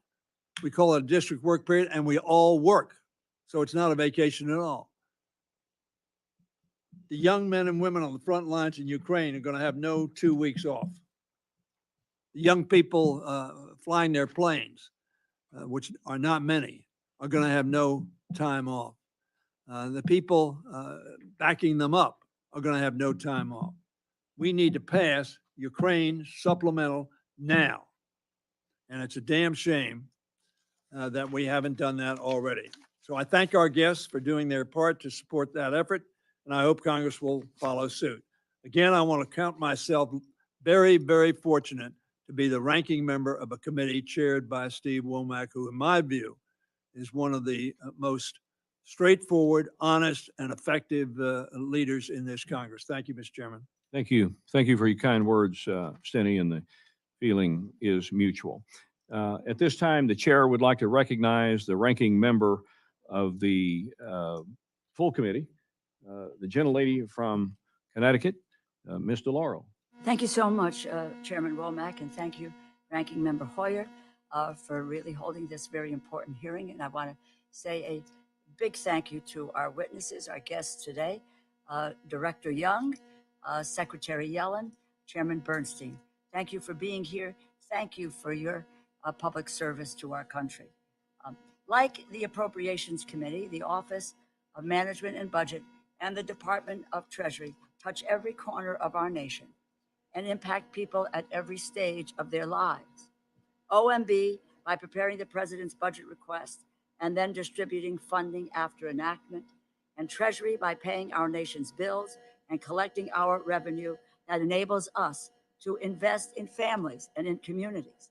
Like appropriations bills, the President's budget presents a vision for our nation It tells the story of what the administration cares most about in this country. The stakes for the American people are incredibly high, and I am thankful to all of you, and we all agree that we take what this responsibility that we have very, very, sorry. Thank you.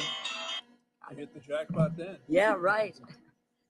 Anyway, so thank you for taking your very important jobs so seriously.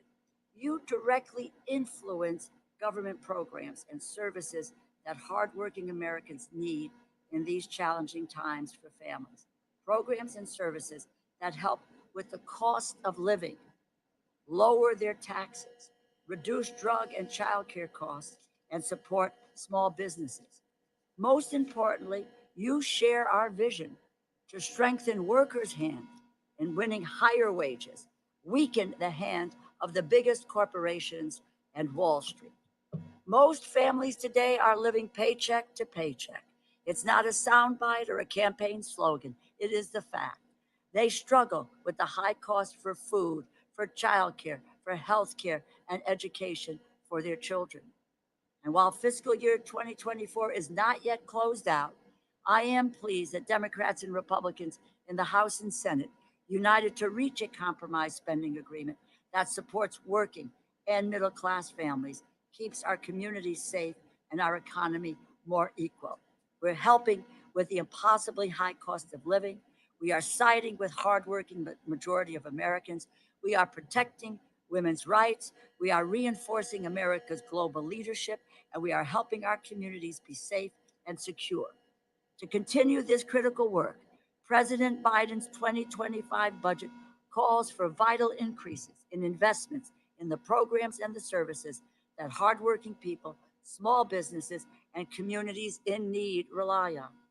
The president said during the State of the Union, and I quote, "The way to make the tax code fair is to make big corporations and the very wealthy begin to pay their share," end quote. The president's budget request shows how we can invest in American families while lowering the deficit by increasing taxes on the wealthiest Americans and big corporations. My colleague, Mr. Hoyer, mentioned this, but I hear the argument from my colleagues on the other side of the aisle all of the time that we have a spending problem. I would disagree. We have a revenue problem in this country, and the President of the United States is prepared to fix that revenue problem. To many corporations, pay little or no tax at all. 55 pay no tax. Another 39 don't pay their share of taxes. And there is the chronic underfunding of the IRS has allowed tax cheats and evaders to get by with limited scrutiny. I will continue to fight to ensure the IRS has the resources it needs to protect honest American taxpayers from those who skirt the law. I know that this budget blueprint would not be possible without the tireless and dedicated work of the staff in your agencies that adapt and respond to the economic challenges of our day. Secretary Yellen, I'm glad to see a request for increased funding at the Department of Treasury.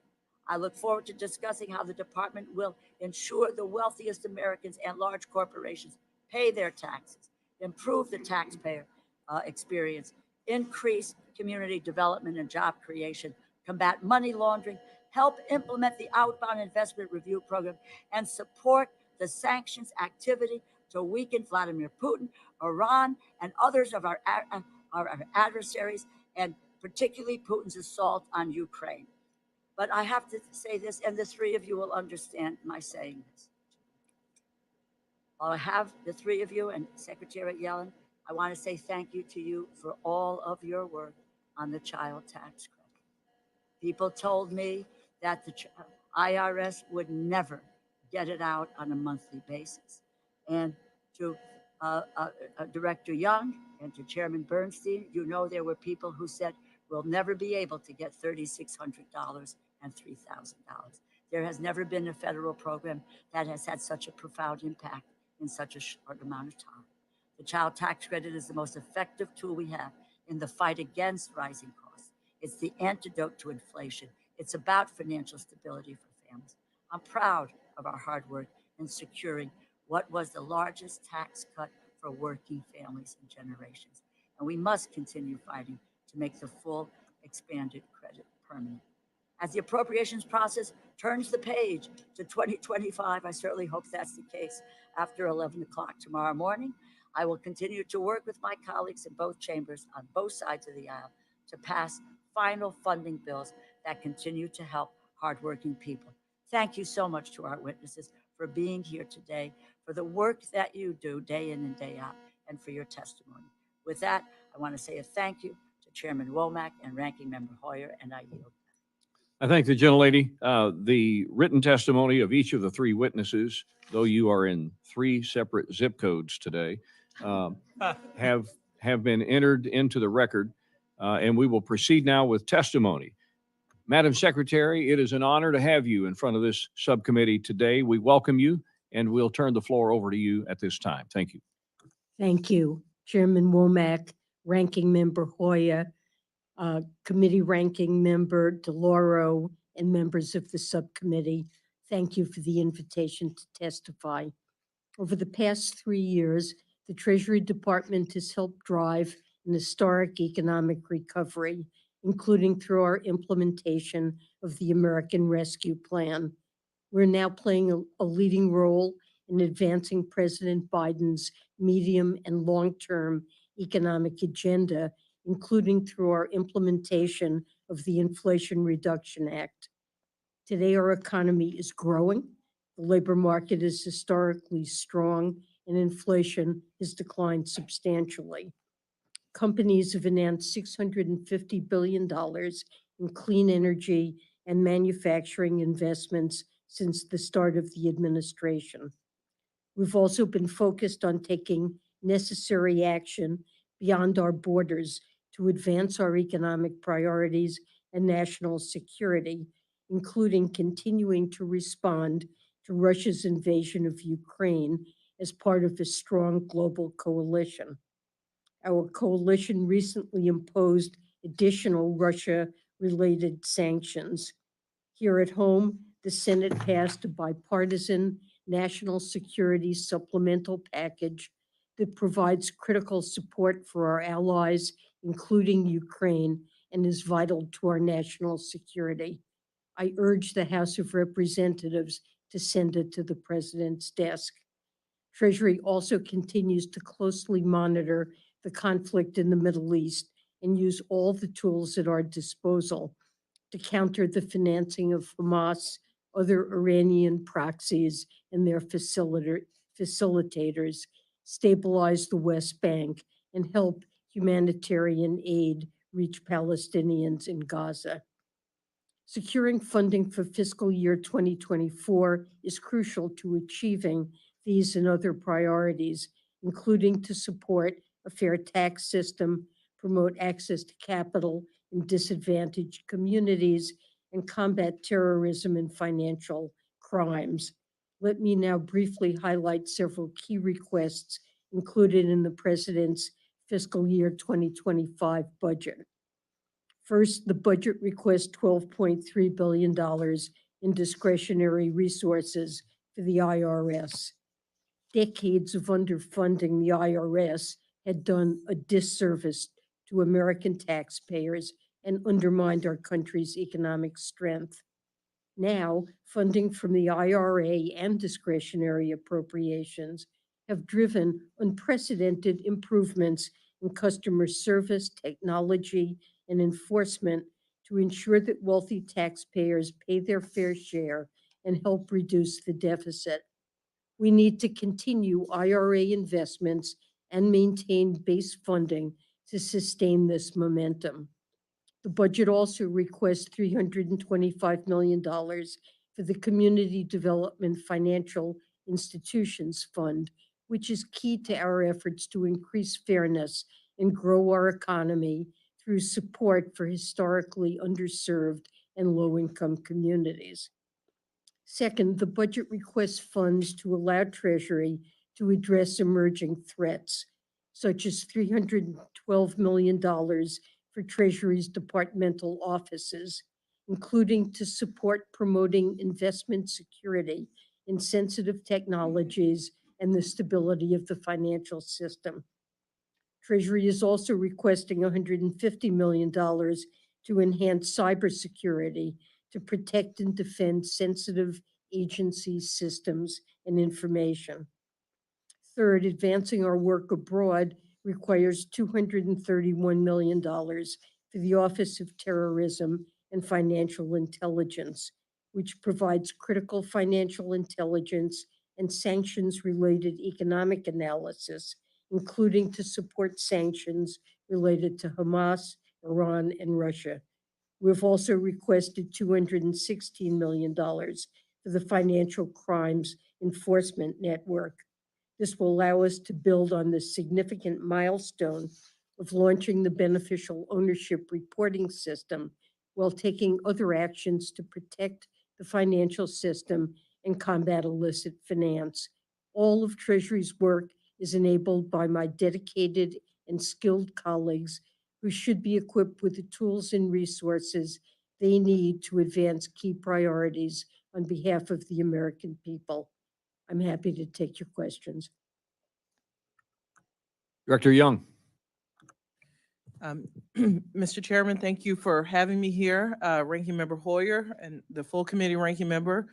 Delora, you all tried to get me emotional here today. I get to sit in front of my old boss, Nita Lowey's very large picture, and Chairman Freeland has a very small picture by return, but this is a homecoming for me. I've not gotten to testify in this room, so thank you for having me here. And I know a lot of disagreements happen. We clearly have different ways of tackling a lot of tough challenges we've heard here today.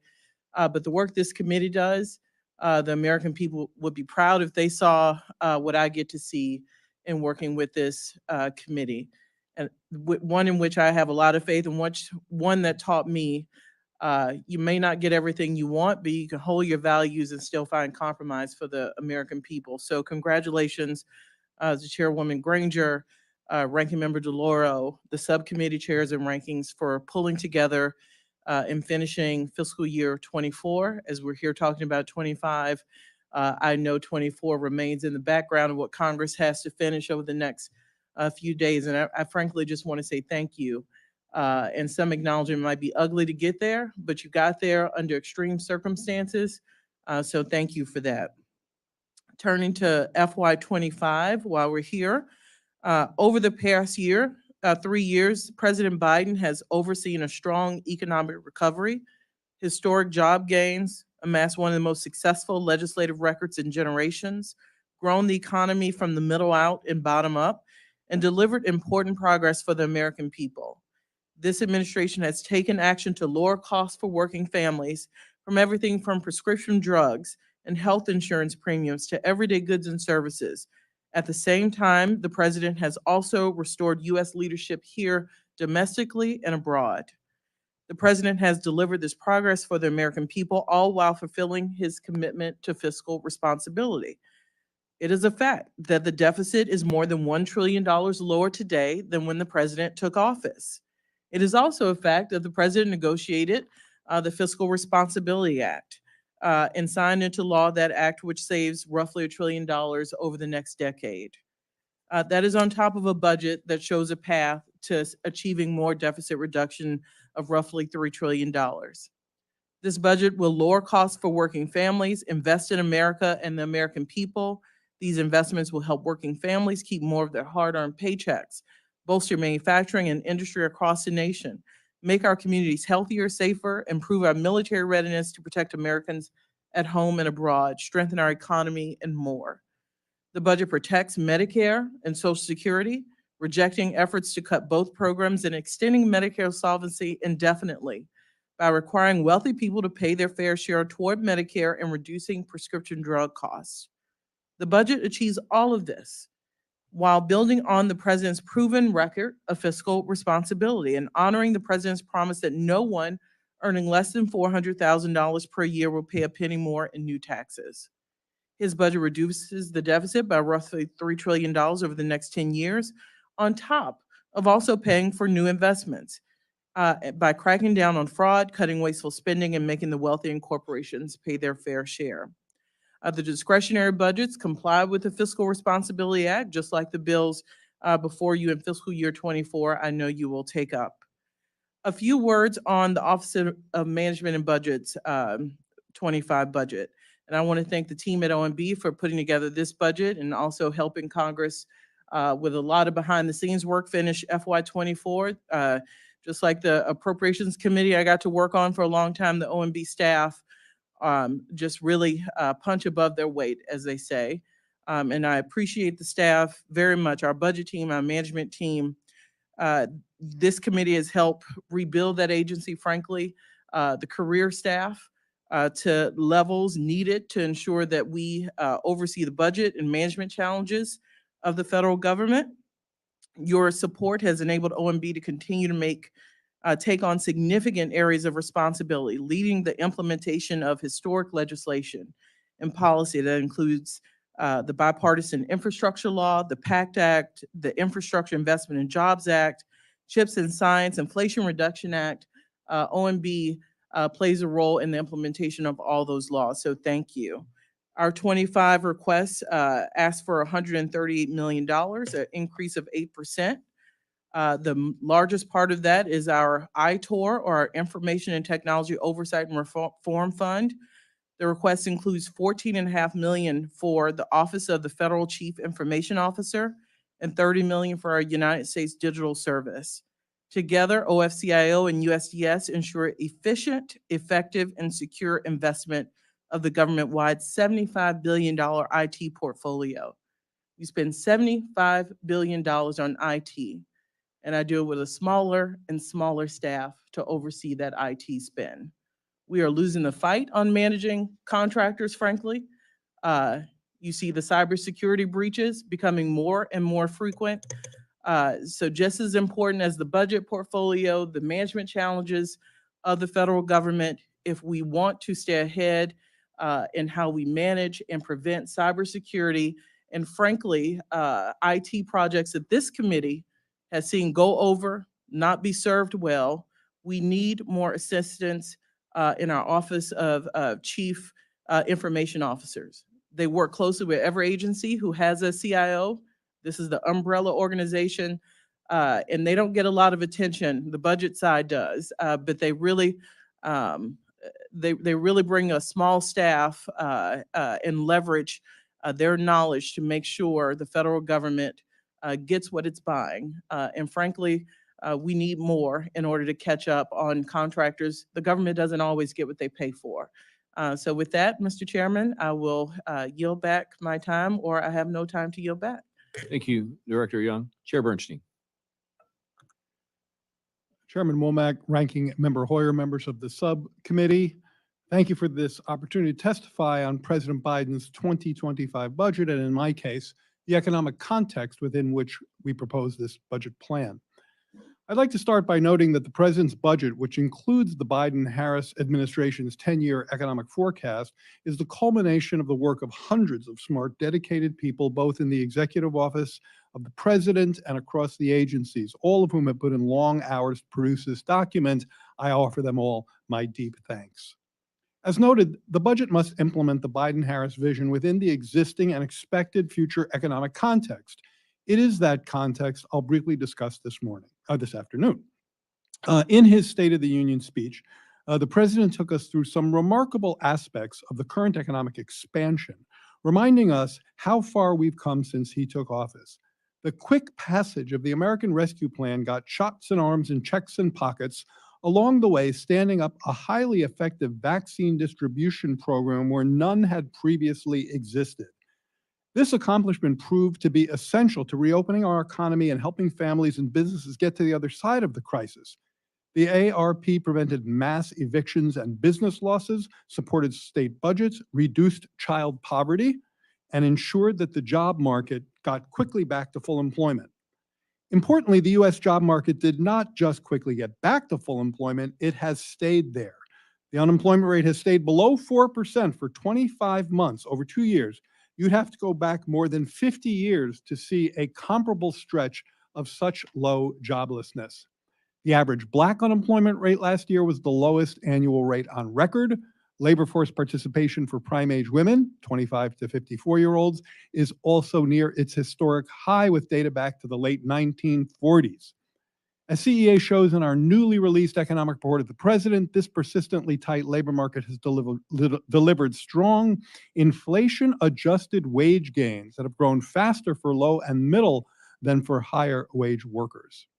A key reason for these real wage gains is that consumer inflation has come down by almost 2/3 off of its peak from 9.1% to 3% than for higher wage workers. A key reason for these real wage gains is that consumer inflation has come down by almost 2/3 off of its peak from 9.1% to 3% labor markets while achieving significant disinflation. Many economists told us this couldn't be done, that to get this much disinflation, we'd need to give up many points of unemployment and growth. President Biden never believed that we could only achieve lower inflation on the backs of working Americans, and he was right to hold that line. Virtually every forecast we've seen, including our own, has inflation continuing to ease throughout the rest of this year and next year. The economic forecast in the budget results from joint work by the three agencies represented before you here today. Our forecasting team faces a unique challenge in that we must finalize our forecast well before we release it, in this case in early November 2023. This can sometimes render our near-term predictions stale relative to more up-to-date market forecasts. However, the new forecast looks good in this regard, as our near-term optimism about transitioning to steady, stable growth was broadly warranted. On a Q4 basis, we expected real GDP to grow 2.6% last year, when the actual growth rate was 3.1%, meaning the expansion was even stronger than we expected. This is above trend growth, which means it is helping to generate the ongoing strength of job creation along with real wage and income gains.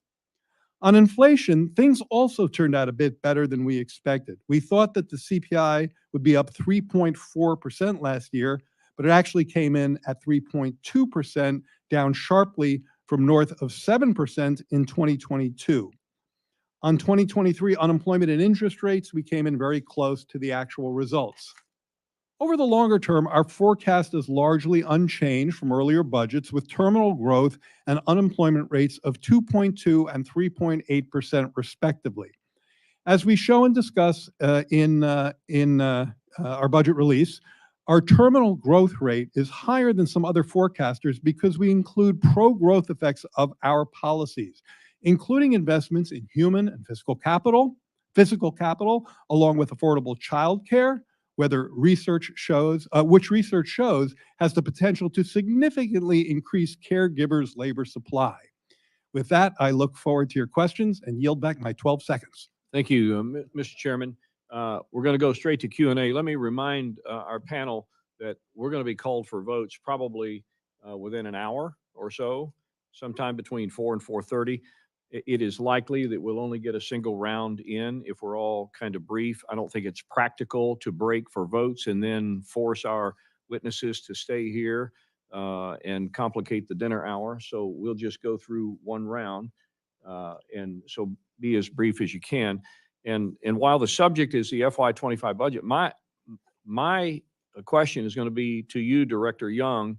You referenced our good friend Nita Lowey up here above my right shoulder. 6 years ago, she and I co-chaired, as you well know, the Joint Select Committee on Budget Process Reform.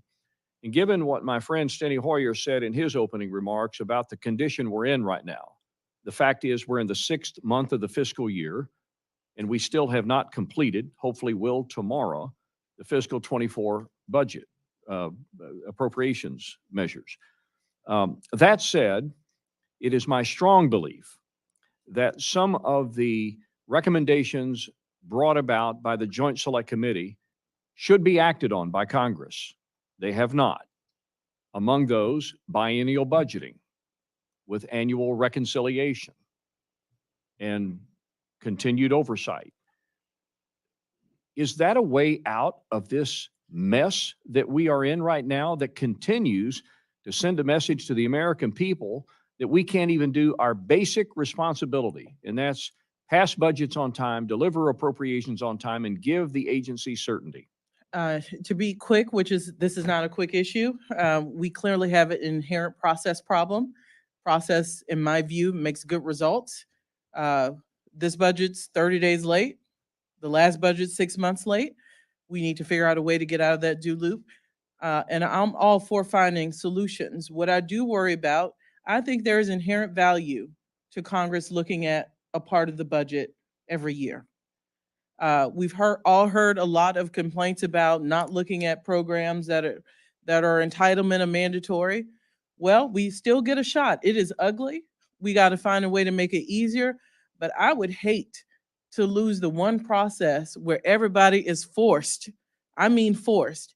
And it's so ugly. If you're not forced to do it, you wouldn't do it, in my view.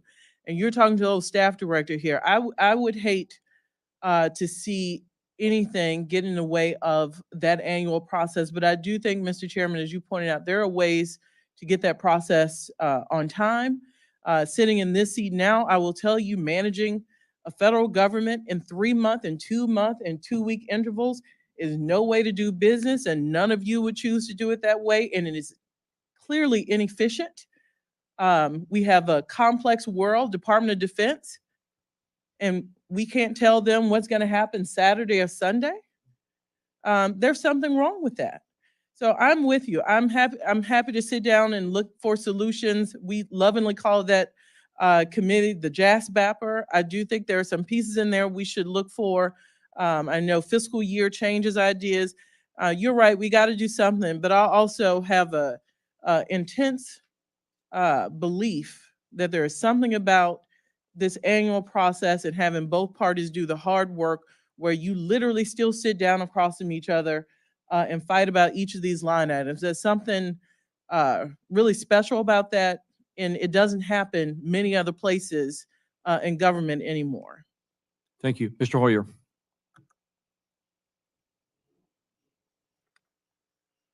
I agree with both of you. As majority leader, I tried to get the appropriation bills done, frankly, marked up in May, to the floor in June, to the Senate in July, and reconciled in September. That's the way it ought to work. Fairly simple. We're all adults. We're bright. We're able people. We ought to be able to do that. But frankly, everybody thinks if they keep waiting, they'll get their way. And the Senate doesn't like to consider appropriation bills because it takes them too long.